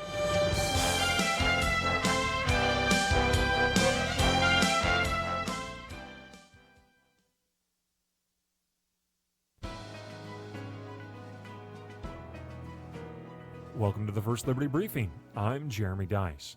Ben Franklin reportedly said, "There is nothing certain in life except for death and taxes." Well, in a 548-page complaint, one man has targeted at least one of those certainties, and it's not death. Terry Lee Hines contends that the United States tax code has violated the Constitution by establishing taxism and institutionalized faith and religion. Because the tax code has the effect of favoring and even promoting organized religions through tax breaks and other benefits, Mr. Hines believes the tax code is in violation of the First Amendment. Well, I suppose this is the sort of case that law students are forced to grapple with, but actually have little effect in the real world. Some may dream that such a lawsuit is the silver bullet to bring down our ghoulish tax system. Alas, Mr. Hines' lawsuit will not free us from the taxman's visit every April 15.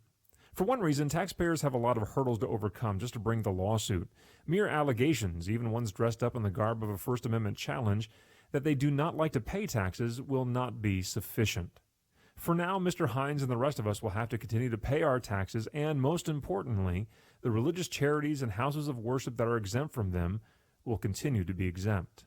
To learn how First Liberty is protecting religious liberty for all Americans, visit firstliberty.org.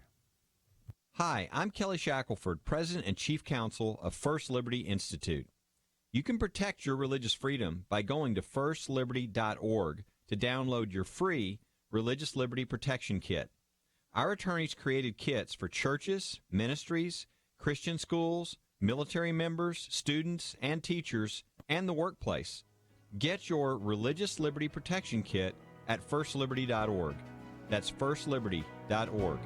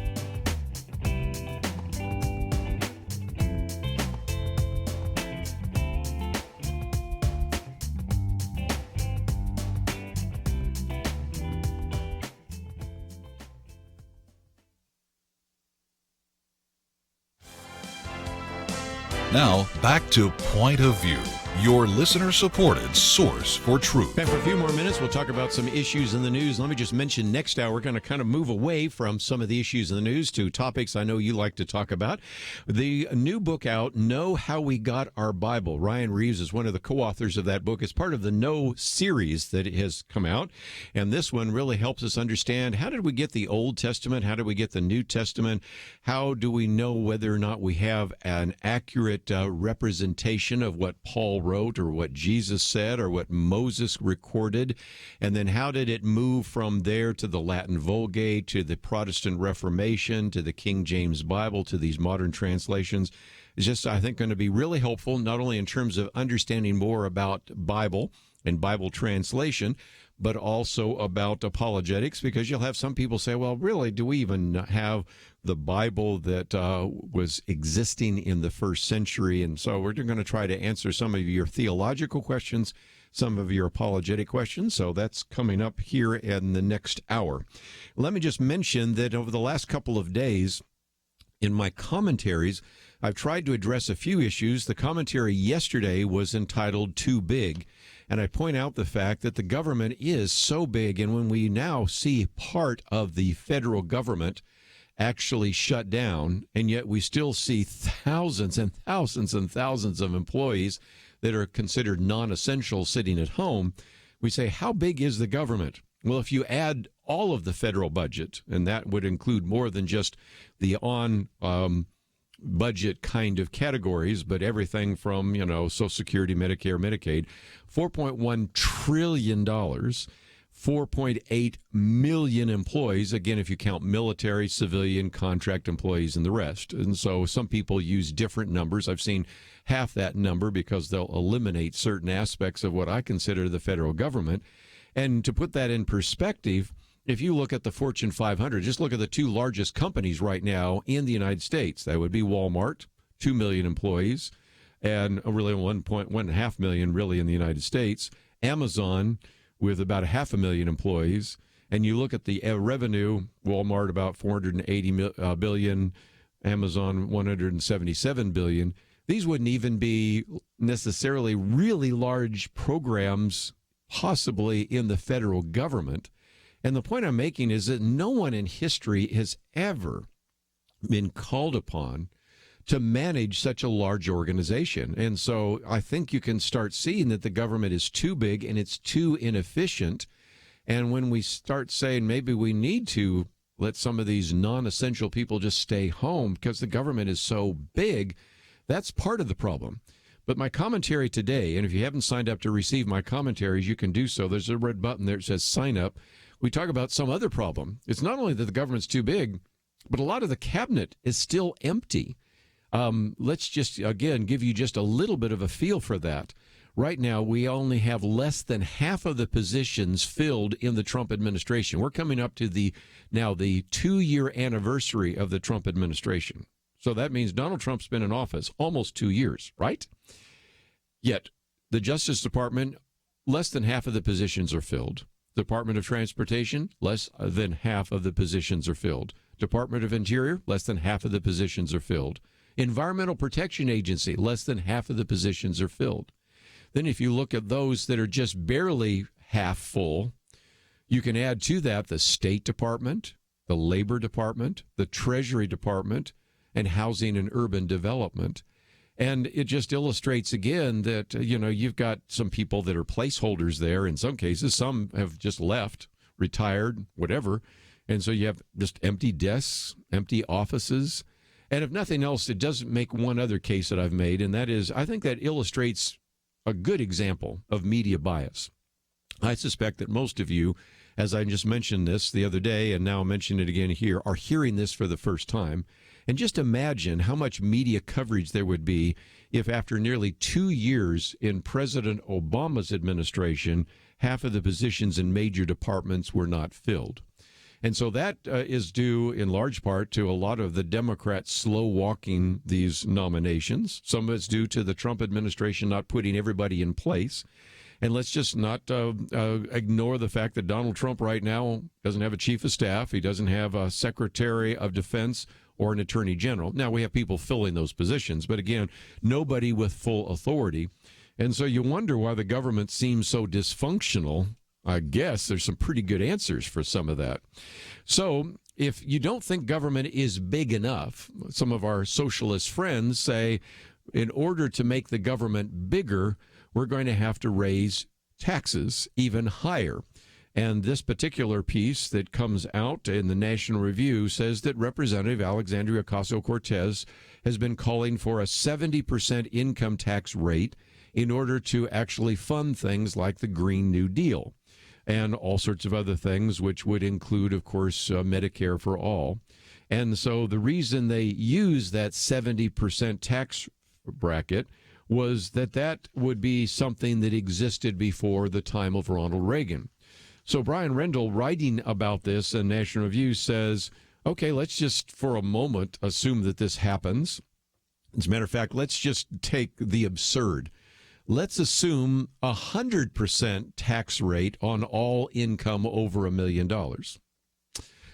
Now, if you tax it 100%, they're never going to want to earn any more, right? Okay, so you could already recognize this is not happening. But even if you do that, he said this would raise the GDP by about 3.8%. That's not even enough to balance the current budget, much less finance the Green New Deal. Now, if you start taking some of the numbers that are being suggested, where you start doubling the top rate at 35% to 70%, and the 74% tax bracket to 37% to 74%, and then do this for people earning maybe $200,000 or more, you raise it about 1.6% GDP. So the point is, you don't even come close to filling those if indeed you had the most kind of draconian types of tax rates ever. And let's just recognize one other thing. Even when you had at that time individuals that theoretically were supposed to pay a 70% tax rate, you had all sorts of individuals. Well, this would be accountants and tax experts and all sorts of other individuals that figured out ways to engage in tax avoidance and evasion. So even if you could get that rate up that high, you wouldn't necessarily receive it because there would be all sorts of people looking for other ways to simply avoid it. And he ends the article by pointing out that not a single country in the OECD has a 70% tax bracket. As a matter of fact, America's top combined income and payroll tax rate exceeds that of England, of Germany, and Norway right now, and it's only 7 points below France.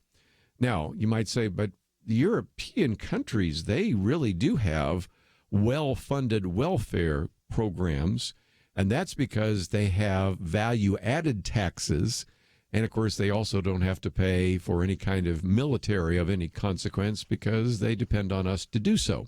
So there are some ways that it can happen, but this is just an attempt to just simply say you can throw out the idea that we want to raise the tax rate to 70%. First of all, it's not going to happen. But even if you did, it's not going to fund all the things that you think you're going to fund. And back to my favorite line, I've quoted it twice, but it's worth a third time. Margaret Thatcher, I think, so wisely said that the problem with socialism is eventually you run out of other people's money.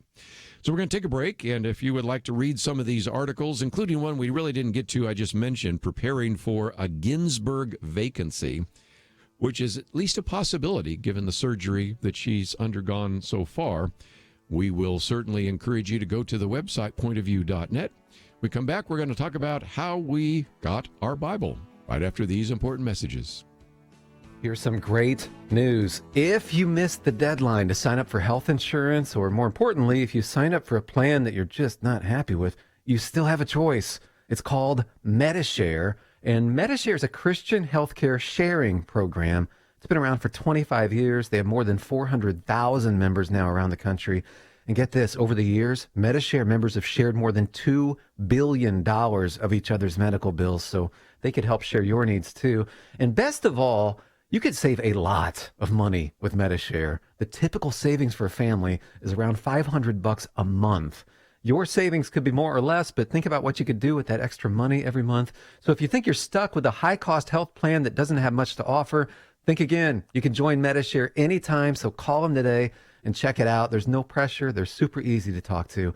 855-90-BIBLE. That's 855-90-BIBLE. 855-90-BIBLE. It takes a team to win. Be part of Point of View's Truth Team and bring truth and healing to America. Go to pointofview.net/team, pointofview.net/team, and 800-347-5151. Point of View will continue after this.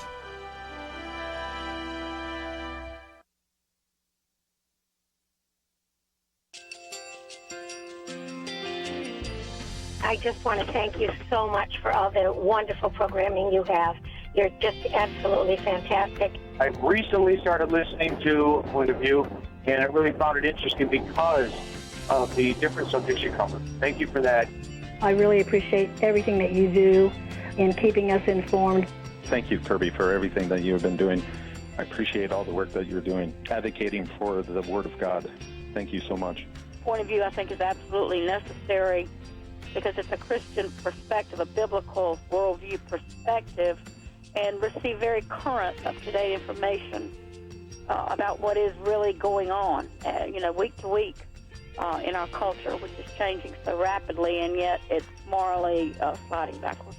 Yeah, I'm just, first of all, I thank you guys. Y'all's program is wonderful, and enjoy it every day. I learn so much every time I listen to it. Point of View Radio Talk Show.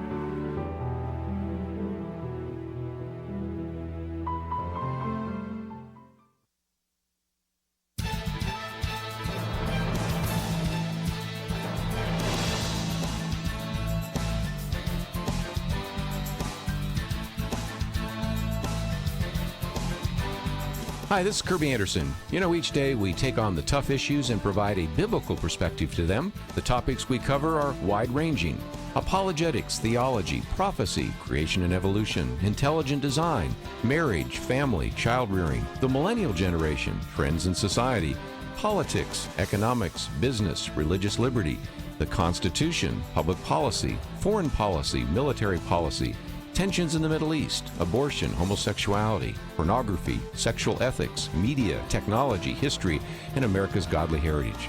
We talk about anything that affects your faith, your family, or your freedom.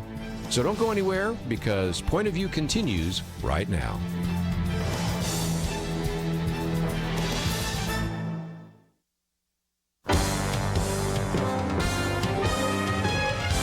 Across America, live.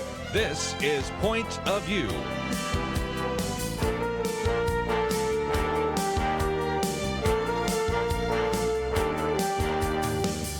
And now, Kerby Anderson. You know, one of the things I found is that as I have taught Sunday school classes over the years, people know a little bit about the Bible and its history, but there are all sorts of gaps. And so this new book series, which is called the Know series, really helps you understand a variety of different topics. And we're going to focus on one of those books, Know How We Got Our Bible. It is written by Dr. Ryan Reeves and Charles Hill, and it really helps us understand the history of the Bible from its beginnings all the way to the Bibles that we hold in our hands today, or even the Bibles we have on our phones that aren't even physical. And it helps us understand how they were written, how we're determining which books of the Bible we're going to go into the Bible, the issue of copying, translating, publication, and the rest. And so I think this is going to be a really helpful particular conversation for you. But also this book is entitled really so that it can be put together in a Sunday school class. There's a video curriculum that goes with it. Each chapter ends with a couple of study questions and recommended reading. So if you find yourself wanting to know a little bit more about how we got our Bible, or you are teaching a class and know that there are people wanting to know those questions or needing to know those questions, hope you will pay attention. And as we work our way through this a little bit later, we'll even open up the phones to give you a chance to ask some questions. Dr. Ryan Reeves is the Associate Professor of Historical Theology at Gordon Conwell Theological Seminary, also serves as the Dean of the seminary's Jacksonville campus. He's been a visiting lecturer at Reformed Theological Seminary and a host, of course, what many of us have seen, Historical Theology for Everyone. It's a blog at the Gospel Coalition. And so, Dr. Ryan Reeves, thank you for joining us today here on Point of View. It's good to be with you. Let's, if we can, talk about the genesis of this book. It is something which I would imagine you and Charles Hill have spoken about before, but you've tried to put this in a layman's focus so that instead of dealing with some of the more esoteric debates that I'm sure you've been involved with over the years, you give us enough basic practical information to fill in some of those gaps that I was just talking about. That's right. It was really, you might say, written. The genesis of it for this, in my mind, was both my kids. They're young. They go from age 4 to 10. And, you know, they have basic questions, you know, why are there so many different books and all these types of things. But also, in my own life, I remember coming to faith late in high school, and I went in and asked my mom, you know, where do I find the story of Jesus? And she said, 4 Gospels. And I said, why are there 4 accounts? Why not just one? Yes. You know? And so those kind of basic questions about how the Bible was put together, why the books are in certain orders and that kind of a thing. You know, the fact that Paul's letters are not in chronological order but according to size. Things like that are always on layman's minds, why that way.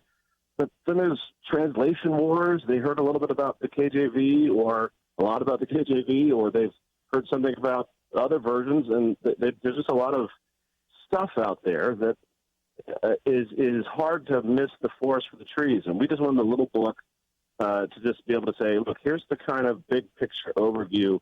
Like I said, not in the esoteric stuff, no big words that we don't have to use, just the simple story of that leather-bound copy or that app that we all read our Bibles on. Again, I think it's very well done. 13 chapters. So, again, you could do one a week if you're teaching a Sunday school class. Fits in perfectly there. About 200 pages. But, again, that sounds daunting because these are actually as a smaller kind of book and very easy to go through. So let's jump in because I know there are going to be some questions at the end because we want to talk first about the Old and New Testament. Then we want to talk about things like the medieval Bible and, as you mentioned, King James, the Protestant Reformation, even modern Bible movements and all the rest. When we come to the Old Testament manuscripts, we have a real problem, and that is that after Jerusalem was destroyed in 70 A.D., we probably lost so many very valuable manuscripts. And so when we first look at the Old Testament, many of the copies that we have are found in monasteries during the Middle Ages, which leads, I would think, Dr. Reeves, to the question, well, how accurate was the copying from copy to copy to copy to copy? Didn't have photocopying back then, obviously. So a lot of people wonder, okay, can I really trust even the accurate transmission of the Old Testament? Speak to that, if you might. Yeah, great question. Everyone's heard the allegation of the telephone game that, each copy corrupts itself, and then you have kind of a compounding thing where you don't know heads or tails. And it's easy to be cynical, but one of the stories we tell in the book is of the discovery of the Dead Sea Scrolls. And that's an amazing account because you're right, the copies of our Old Testament that each one of our Old Testament English translations is based on comes from the Middle Ages. It's from Jewish scribes themselves who copied it. And we had this big gap where we had nothing older than from roughly around the year 1000. And that could be concerning when you first hear that. But the Dead Sea Scrolls is just this kind of Indiana Jones story where this Bedouin shepherd threw a rock into a cave and heard a jar break. And lo and behold, over a series of time, suddenly they discovered these are first century or sometimes a bit older manuscripts of lots of texts, but primarily of the Old Testament. And so for the first time, they could scholars could compare those manuscripts with the ones that we had been using for so long, and they were overwhelmed by the fact that they are faithful. Everyone had assumed this, and of course, no one really wants to be a cynic, but not only that question mark, but now they had something to compare it to, and things like comparing the Great Isaiah Scroll, as it's called, this sort of full copy of Isaiah with the medieval version of Isaiah, they were going, we have the same Bible. And there's a lot of hard work and a lot of minute study of little fragments and things that would probably make most people's eyes go cross. But you don't have to put your faith in the views of scholars and archaeologists, but they themselves would say, what we discovered is that the transmission by the Jewish rabbis was faithful. Yes. They weren't playing the telephone game. And again, we're going to take a break and get back into some other issues, but I just might mention that some of you may have even seen some of those manuscripts. Of course, if you've ever gone with us to a tour of Israel, we take you to the museum and you can actually see the Isaiah scroll itself. And that then goes back more than 1,000 years, and we can check and see how accurate the scribes were.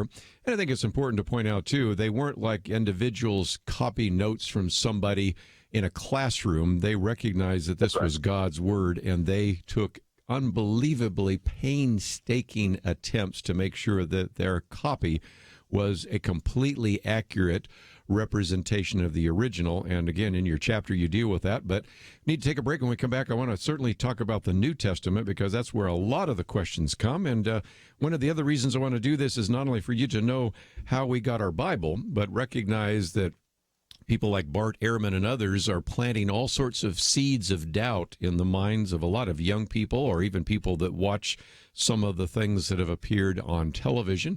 And so you want to understand a little bit more about this because we are privileged to have with us today Dr. Ryan Reeves, and again, Associate Professor, Historical Theology at Gordon Conwell Seminary. We'll continue our conversation with him right after this.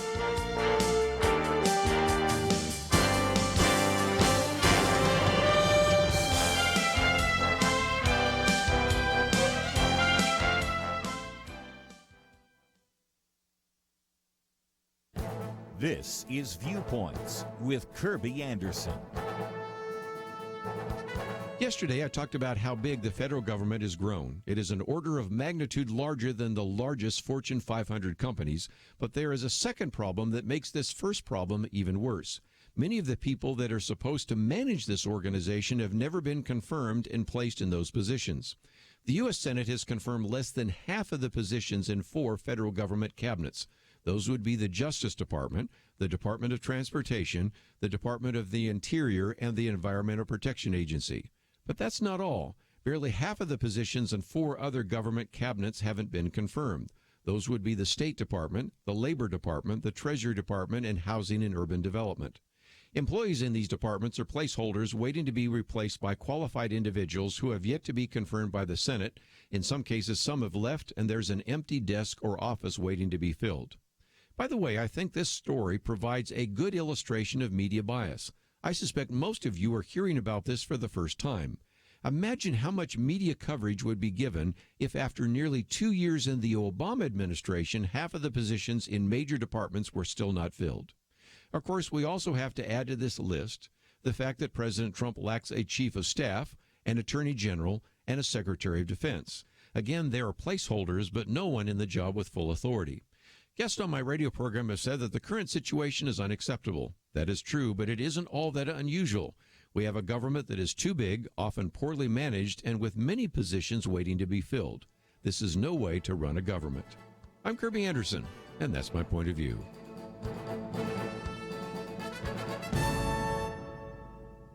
Take Kerby and the Point of View team with you on the go with the Point of View app. Search for Point of View Radio at the Apple or Google Play stores.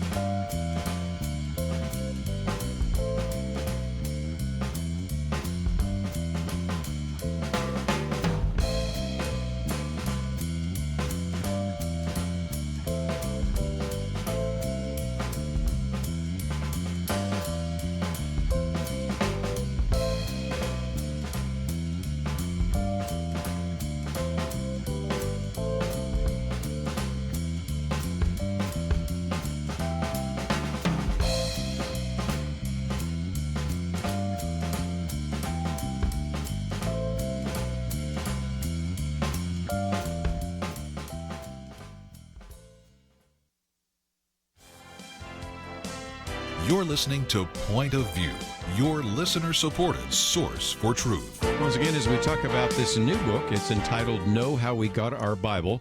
Ryan Reeves and Charles Hill are the authors of it. Senior editor is Justin Holcomb, and I might just mention there are a couple of other books that are in this series, Know the Creeds and Councils, Know the Heretics, Know Why You Believe, and we've talked about 1 or 2 of those in the past.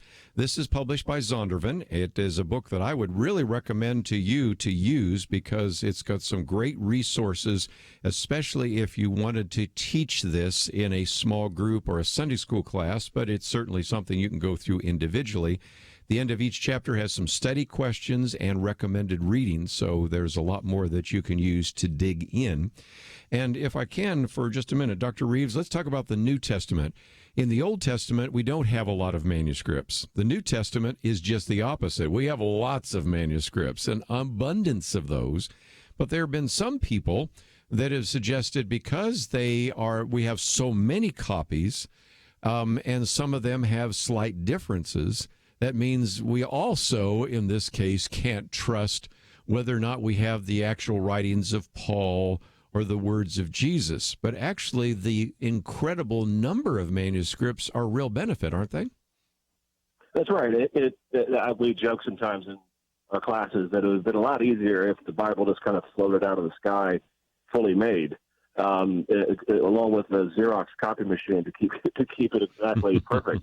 The people who study these things, of course, labor hard, and just as with anything, when you interpret it, you can be a cynic and say, well, there are lots of these varieties, and therefore it's not trustworthy. But most people will tell you that what you're looking at are inconsequential varieties of different words and things.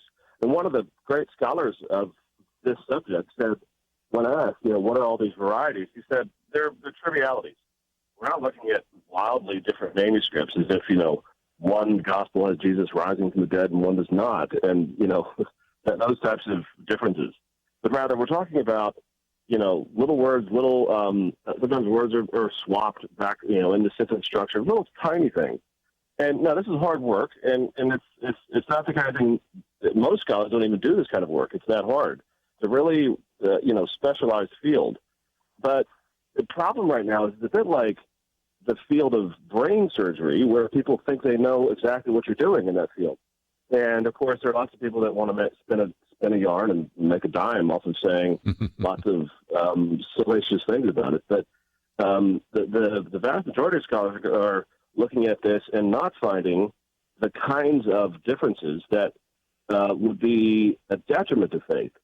But rather that, again, as you said, so many copies means that we actually have lots of examples of how faithful these things were being copied in their own day. Well, let's, if we can, get into your field of historical theology, because we're going to spend a fair amount of time talking about how we went from the Bible to where we are. But the first question, Dr. Reeves, obviously is what's called the canon of Scripture, canonicity, both in the Old Testament, but even more so in the New Testament. And this is, again, a place where there are some seeds of doubt that sometimes have been placed in the minds of young people when I speak on college campuses, or even when they call in. Even the Da Vinci Code said, well, there were all sorts of gospels, and some of the most unreliable ones were put in the New Testament. Now, of course, that's just a fictional account. But just answer that question, if you could, in terms of history, because we have these church councils, we have this whole issue that you address in the chapter about early Christians, because it is important to say and answer, I think, one of the big questions I run into all the time. How do we know we have the right books in the Old and New Testament? And so how do we answer this question of what's called the canon of Scripture? Bill, great question. One of the things we sort of talk about in the book is there's a difference between defending something you believe and believing it. And so one of the things that tends to get skewed is people look for when does the church for the first time begin to defend or make a justification for why certain books are canonical and why they're not.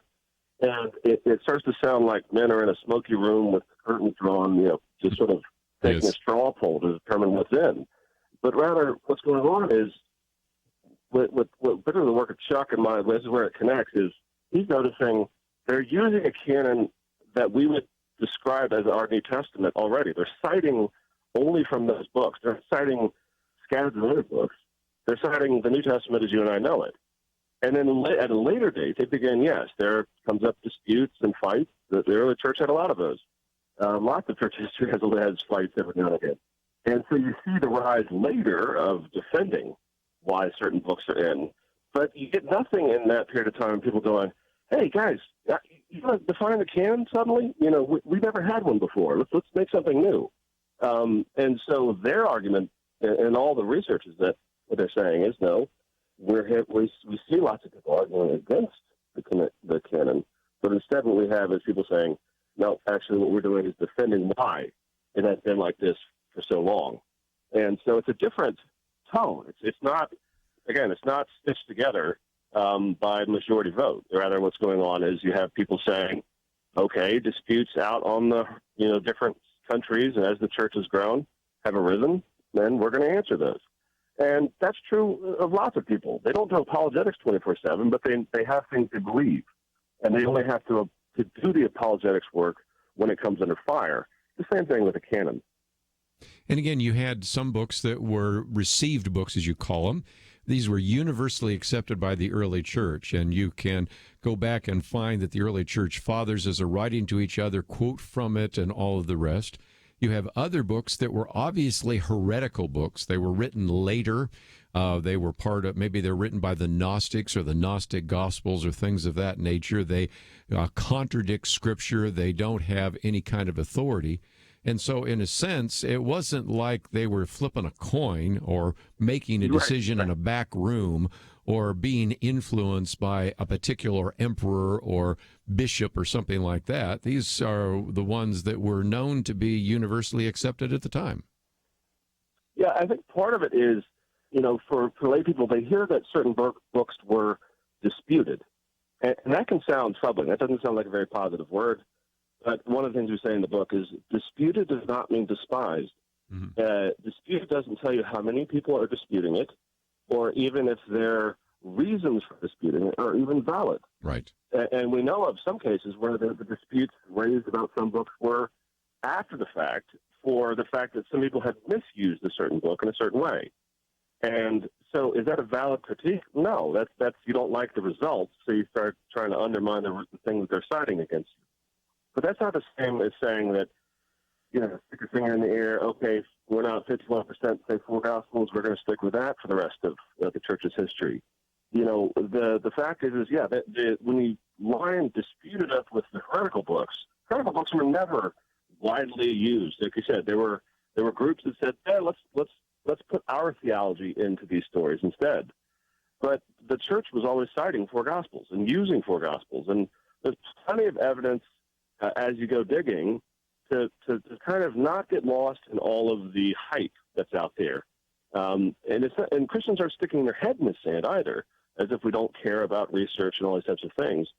But it's a pretty complex field, but we try to boil it down very simply and say, look, yes, some books were disputed, but when you stack up the books that were disputed, we're talking about a very, very small number of books or small number of chapters out of the entirety of the New Testament. No one disputed Matthew, Mark, Luke, and John, so on and so forth. Well, let's take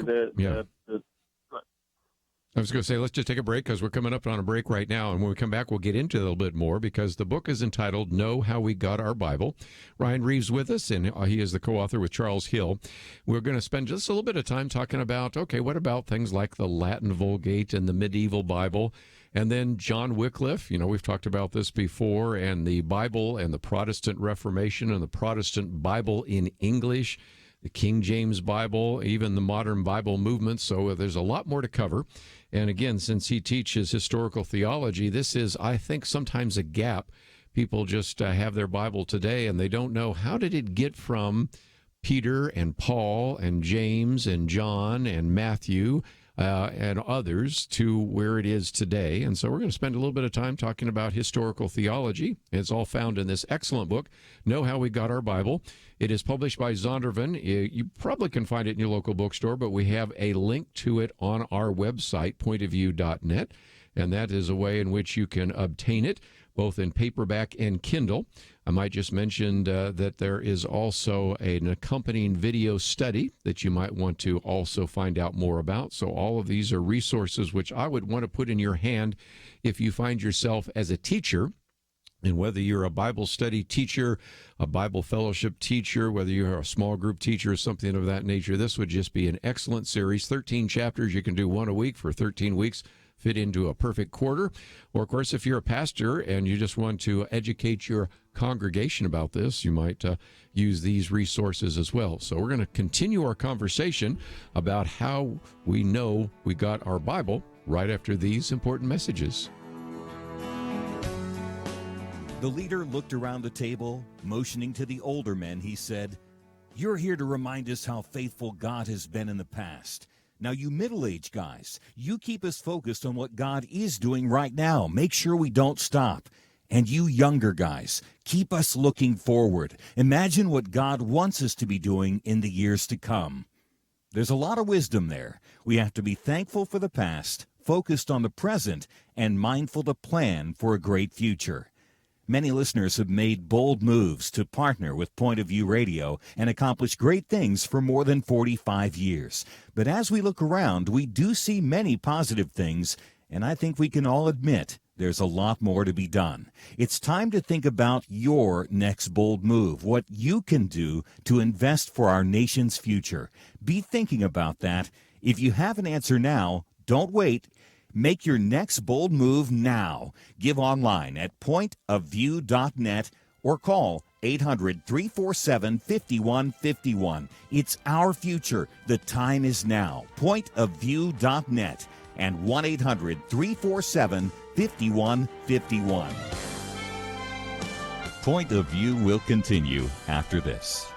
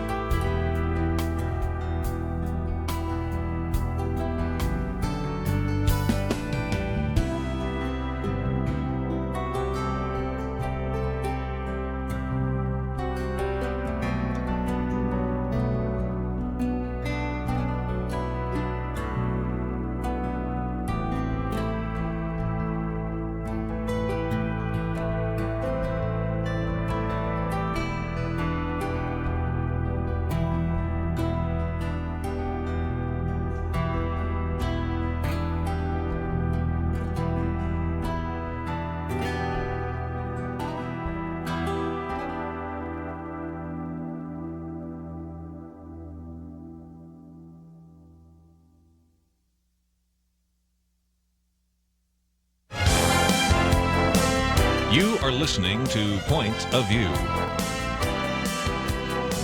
The opinions expressed on Point of View do not necessarily reflect the views of the management or staff of this station. And now, here again is Kerby Anderson. Continue our conversation today with Ryan Reeves, again, PhD from Cambridge University, Associate Professor of Historical Theology at Gordon Conwell Theological Seminary, also the Dean of the Seminary's Jacksonville campus, and also has been a visiting lecturer at Reformed Theological Seminary. And this book is one that I would certainly commend to you, Know How We Got Our Bible. Ryan Reeves and Charles Hill are the authors of it. The series editor, Justin Holcomb, and we've talked about some of the other books in the series in the past, Know Why You Believe, and this one is one that I think would really educate you and people in your area of influence. Could be your congregation, could be your small group, it could be your Bible fellowship, about how we receive the Bible that we have in our hands. So I thought, Dr. Reeves, for just a minute, we now might move to the Middle Ages. Okay, we've got an Old Testament, got a New Testament. We sort of have solved the question of canon. But now we have the Latin Vulgate, and we have the medieval Bible. And I thought we might want to cover that first before we then get into, of course, Martin Luther, John Wycliffe, the Reformation, those kinds of things. What do we learn in terms of kind of the Catholic translation and transmission of the Bible? Yeah, the two Bibles that are get the most love and the most hate, or the most criticism, are the Vulgate and the KJV. Yes. The reason for the Vulgate, of course, getting a lot of heat is that it's the Catholic Bible. It's the translation that is the bedrock of all of their liturgy and writing, all of those types of things. But what we have to realize is, and we tell this story in the book, is if you go back to the beginning, Jerome, the man who translates it, really has the same impulse as every other translator of the Bible from his day to ours, which is there's a language that is being used by the people that they do not have a Bible in. Latin was on the rise, and he knew of a bunch of sloppy Latin translations. We call them sometimes old Latin translations, and he just said you can't tell one from the other, and these are being used in churches. And he actually had the character and the fortitude to be one of the last guys to really study Hebrew, frankly. And he moved to Bethlehem, and he just spent decades on this. And it is a labor of love for people that needed it in their language. Now, does it have flaws? Yeah, but it's the translation by one guy. And I always joke, if you or I tried to translate the Bible ourselves, we'd have lots of flaws sometimes as well. So it's not itself an inspired translation, but it is a faithful translation for people that needed it. What began to happen, though, a couple centuries after his life, is Latin began to fade and the modern European languages start to emerge. Mm-hmm. And so what you end up having is this reality that as that began to happen, new languages came on the scene. The people that were still at the top, the scholars, the priests, all these folks in the medieval church still liked Latin, so they kept using it. And so for a long, long time, you have this growing divide where the people no longer understand this language, but it keeps getting used. And that wasn't its purpose. Its purpose was a Bible for the people. So we try to recover a bit of its original story while also acknowledging that it did eventually get used and kind of forced down on people so that they had no idea what they were hearing when they heard God's word.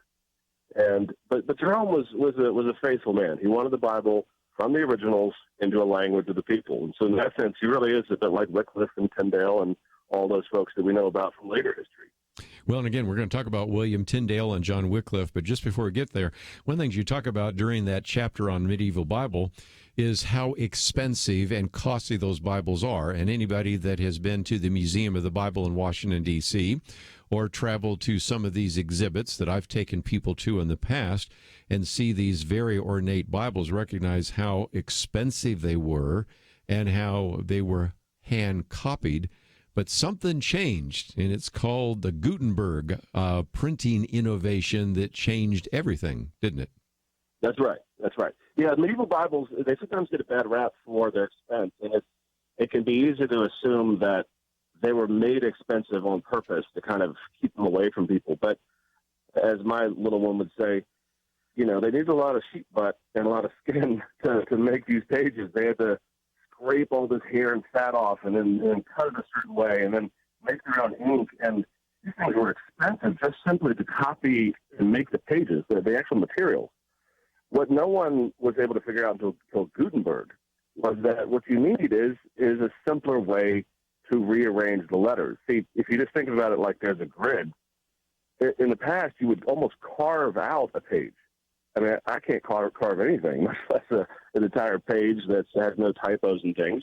So imagine doing that for every page of the Bible. Yes. And you can see when they did have printing, it was wildly expensive. So they just kept copying it by hand, which is also expensive. Gutenberg goes, how about we just make the letters movable? And it's almost like you drop in these letters into this grid, and suddenly you put a little ink on it, and you press the page, and next page, all right, rearrange the letters. And the production cost went from just roughly the size of a medium-sized house to suddenly a week's wages. Yes. Innovation and technology were combined to make the cost wildly more affordable for folks. Reading, literacy went up. People started to have personal Bibles, all the stuff you and I take for granted. That was an innovation.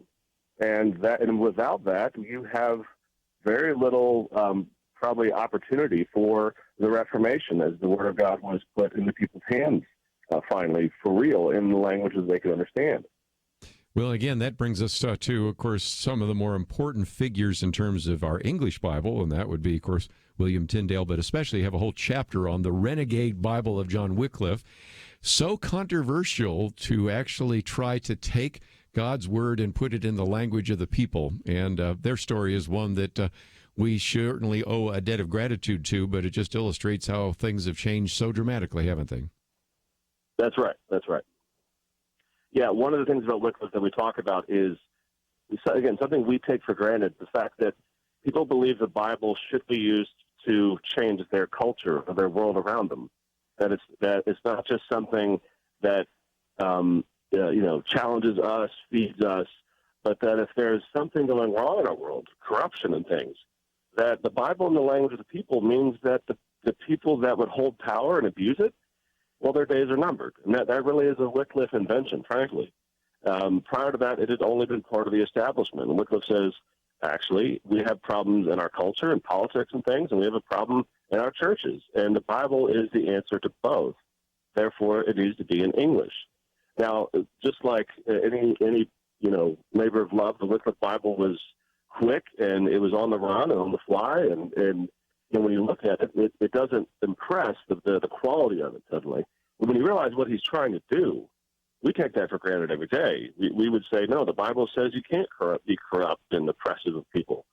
But it really took Wycliffe's vision that the Bible is more than just private devotion. It's more capable than we think it is to correct the things that we see around us, the oppressions and all those other things. And so Wycliffe, that's why we call it the Renegade Bible. It's not that it's a bad Bible. It's that what Wycliffe is saying is that the establishment, their days are numbered, and that the Bible is the answer.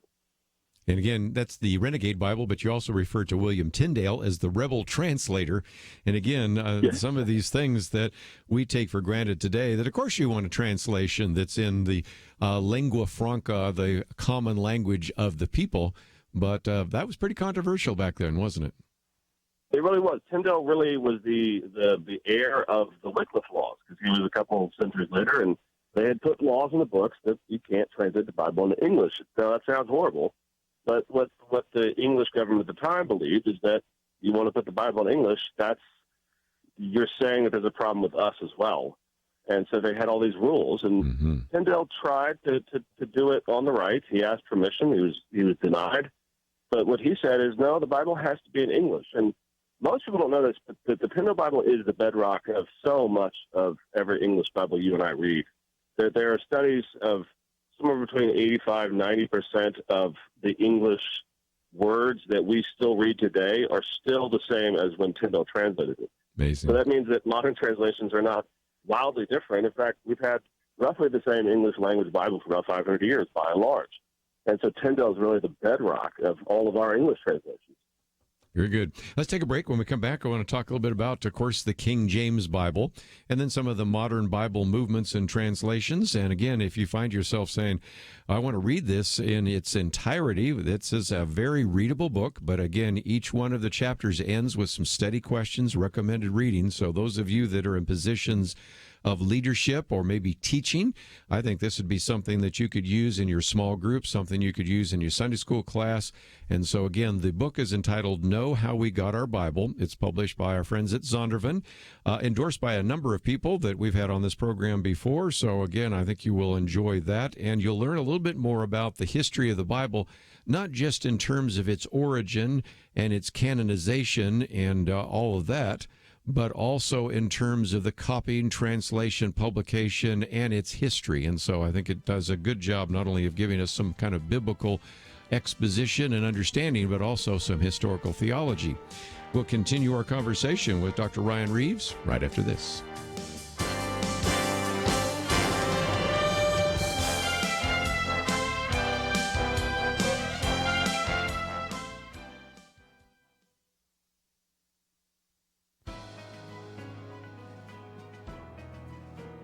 Welcome to the First Liberty Briefing. I'm Jeremy Dice.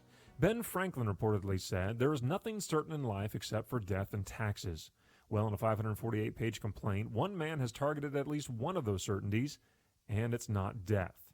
Terry Lee Hines contends that the United States tax code has violated the Constitution by establishing taxism and institutionalized faith and religion. Because the tax code has the effect of favoring and even promoting organized religions through tax breaks and other benefits, Mr. Hines believes the tax code is in violation of the First Amendment. Well, I suppose this is the sort of case that law students are forced to grapple with, but actually have little effect in the real world. Some may dream that such a lawsuit is the silver bullet to bring down our ghoulish tax system. Alas, Mr. Hines' lawsuit will not free us from the taxman's visit every April 15. For one reason, taxpayers have a lot of hurdles to overcome just to bring the lawsuit. Mere allegations, even ones dressed up in the garb of a First Amendment challenge, that they do not like to pay taxes will not be sufficient. For now, Mr. Hines and the rest of us will have to continue to pay our taxes, and most importantly, the religious charities and houses of worship that are exempt from them will continue to be exempt. To learn how First Liberty is protecting religious liberty for all Americans, visit firstliberty.org. Hi, I'm Kelly Shackelford, President and Chief Counsel of First Liberty Institute. You can protect your religious freedom by going to firstliberty.org to download your free Religious Liberty Protection Kit. Our attorneys created kits for churches, ministries, Christian schools, military members, students, and teachers, and the workplace. Get your Religious Liberty Protection Kit at firstliberty.org. That's firstliberty.org.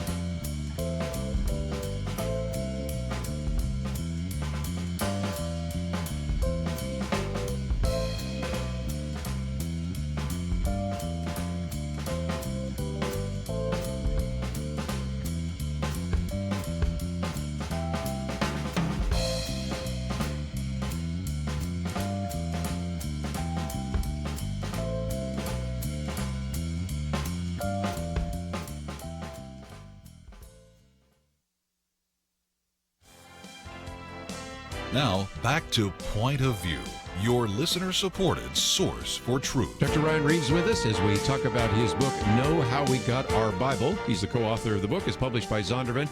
It's a mention, almost 200 pages, and just great material. And I thought we would jump to chapter 11, the King James Bible. And one of the things I found, Dr. Reeves, is even people that use King James Bible, love the King James Bible, really don't know some of its history. So for just a few minutes, can you kind of educate us about how it came to be?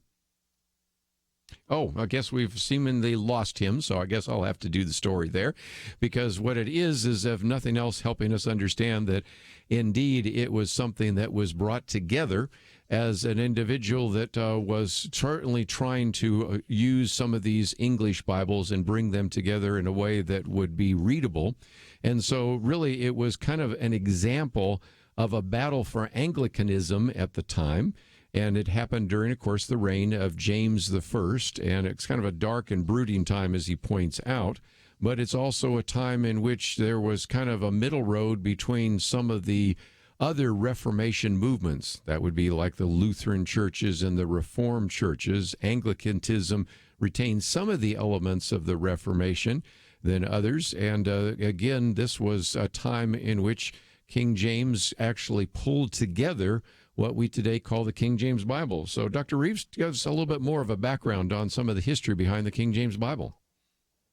Yeah, the King James is, again, it's a Bible that everyone knows today as the translation people argue about. But we point out that for 300 years, this is the Bible that English speakers, by and large, read, particularly in the colonies and in this new land, but back in England as well. And the story behind it was, yeah, you had a couple of people arguing about the state of the Church of England, and the kind of like when you have two arguing kids. The king said, "Why don't y'all do something you both agree on, and work on a translation?" And they did.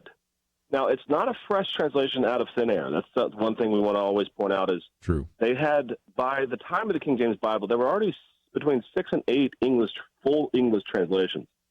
So they didn't have to, you might say, reinvent everything. So what they did is they took all these translations, as well as all their research and the notes that they had on the things that they might improve, and they came up with their translation. Now, because it was a celebrated and immediately best-selling copy of the Bible, all those translations that we know a little bit about, or some people might have heard their names before, like the Tyndale Bible, went to the side, and the King James Bible became the English Bible. In fact, for a lot of folks, a lot of your listeners, when they quote the Bible off the top of their head, it's probably a KJV version that might be coming to their mind. Sure. And that's very common. Lots of people, they were raised memorizing out of it verses and things, or that's their grandma's Bible that they inherited, and they like to read it every now and again. So there's a lot of love still for the King James Bible. Of course, its language seems a bit foreign and archaic sometimes to people. And so modern translations like the NIV have risen to be the best sellers now, but everyone looks back to the KJV because of how long it stood. As we say, it was used for more weddings and more funerals than any other English translation. And the modern translation movement is a good thing, but it always is resting on that big legacy. And in fact, a lot of the reason why people get mad about modern English translations is because they don't think there's anything wrong with their KJV Bible, and that's what they've always had, and it's tattered and worn, and that's what they got when they were young. And we don't want to denigrate that or speak lightly of that as if their Bibles are bad. But the challenge was always, okay, people don't talk this way anymore. This is 500-year-old English, guys. And so you see the rise of a modern desire to improve, but not make light of this long heritage of the King James Bible. Now, the one question that sometimes people like to ask is, okay, we recognize that sometimes the language is a little bit archaic, so some people say, well, maybe I want a new King James Bible. But there's another issue, and that is, have we picked up or learned a little bit more about some of the ancient manuscripts, some of the Greek manuscripts since 1611? And the answer is yes. So we know a little bit more about what the original manuscripts were like because we have so many more copies than existed in the early part of the 17th century. True? That's right. Archaeology and a lot of the advances in scholarship and things didn't really take off until the 1800s. And that's why you see the first real modern improvements of the Bible in the late 1800s. And we always say in the book, we're talking about a handful of verses here. We're not talking about, there are different books in the King James Bible, but some of these verses and some of these tweaks and things was an improvement based off of the originals. It wasn't, again, some scholar stroking his beard, throwing verses out at will. but rather they're going, no, we actually have older copies that actually say that the King James translation at this point is wrong. And it doesn't mean that it's a ruined Bible. What it means is that there are improvements to be made, not because we hate one translation, but because we trust the Word of God in the originals, which has always been what Protestants have said. And so that modern movement really is based on the same principles. If we have the original saying one thing and the translation gets it wrong, well, let's improve it. And that's really the rise of modern Bibles. I think so. Now, just before we run out of time, let's, if we can, Dr. Reeves, for just a minute, talk about how people can use the Bible and how they can use this book with their Bible, because it seems to me that doing a Bible study with this book and having people understand the history of the Bible would really enhance their understanding of God's Word. And so I've given some suggestions on how to use some of this material, which includes some study questions and recommended reading. But since you're the author, I'd like to have you, maybe before we run out of time, talk about how you might recommend that people might use this book. Absolutely. The goal of the book is, it's like a buffet. You know, when you go to a big buffet, you don't want to eat just one thing. You want a little bit of everything. And that's the design of the 13 chapters, is you want to know a little bit about the medieval world, a little bit about Luther and KJV and all these things. And they're bite-sized pieces. But what we found when we laid out the book is these are the things that always keep coming up.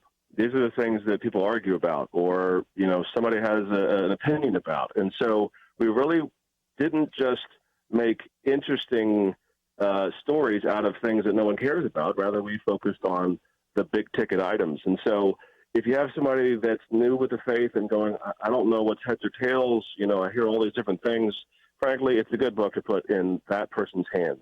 Even for people that know a good bit about the Bible, we think there's still stuff to learn. And it's a cool book. It's an amazing book. It's got a great story. Well, again, I would recommend it just for that reason. I just, you know, it's kind of like an FAQs, frequently asked questions about it. And Exactly right. fills in these gaps, because what I've noticed so often is people know bits and pieces about Bible translation, bits and pieces about the history of the Bible. This fills in the gaps. And so I think you and Charles have done a great job, and I really appreciate you giving us some time today to talk about the book here on Point of View. Thank you. It's been wonderful being with you.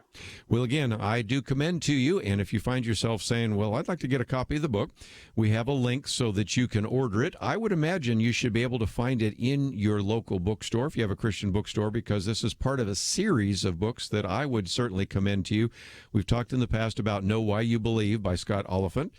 They have one, Know the Heretics, Know the Creeds and Councils, and this one, perhaps the most usable of all of them, Know How We Got Our Bible. It's about 200 pages. It's published by Zondervan, easy to find, easy to read, and there's a video curriculum if you want to use it too. So if you're looking for something to educate you and everybody in your sphere of influence about how we received our Bible, this may be the book for you.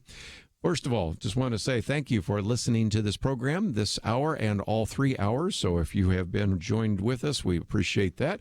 If you find yourself saying, I'd like to get a little more information, you can find that at our website, pointofview.net. And as you go there, if you can click on the button that says donate, donation of any size would be greatly appreciated. That's your way of saying, I appreciate what you cover every single day here on Point of View. I want to thank Doug for his help behind the scenes engineering, and for Steve, our producer, and I hope that you have enjoyed the program. We'll see you back here tomorrow, right here on Point of View. Here's some great news. If you missed the deadline to sign up for health insurance, or more importantly, if you sign up for a plan that you're just not happy with, you still have a choice. It's called MediShare, and MediShare is a Christian healthcare sharing program. It's been around for 25 years. They have more than 400,000 members now around the country. And get this, over the years, MediShare members have shared more than $2 billion of each other's medical bills, so they could help share your needs too. And best of all, you could save a lot of money with MediShare. The typical savings for a family is around $500 a month. Your savings could be more or less, but think about what you could do with that extra money every month. So if you think you're stuck with a high-cost health plan that doesn't have much to offer, think again. You can join MediShare anytime, so call them today and check it out. There's no pressure. They're super easy to talk to. 855-90-BIBLE. That's 855-90-BIBLE. 855-90-BIBLE. It takes a team to win. Be part of Point of View's Truth Team and bring truth and healing to America. Go to pointofview.net/team, pointofview.net/team, and 800-347-5151. Point of View is produced by Point of View Ministries.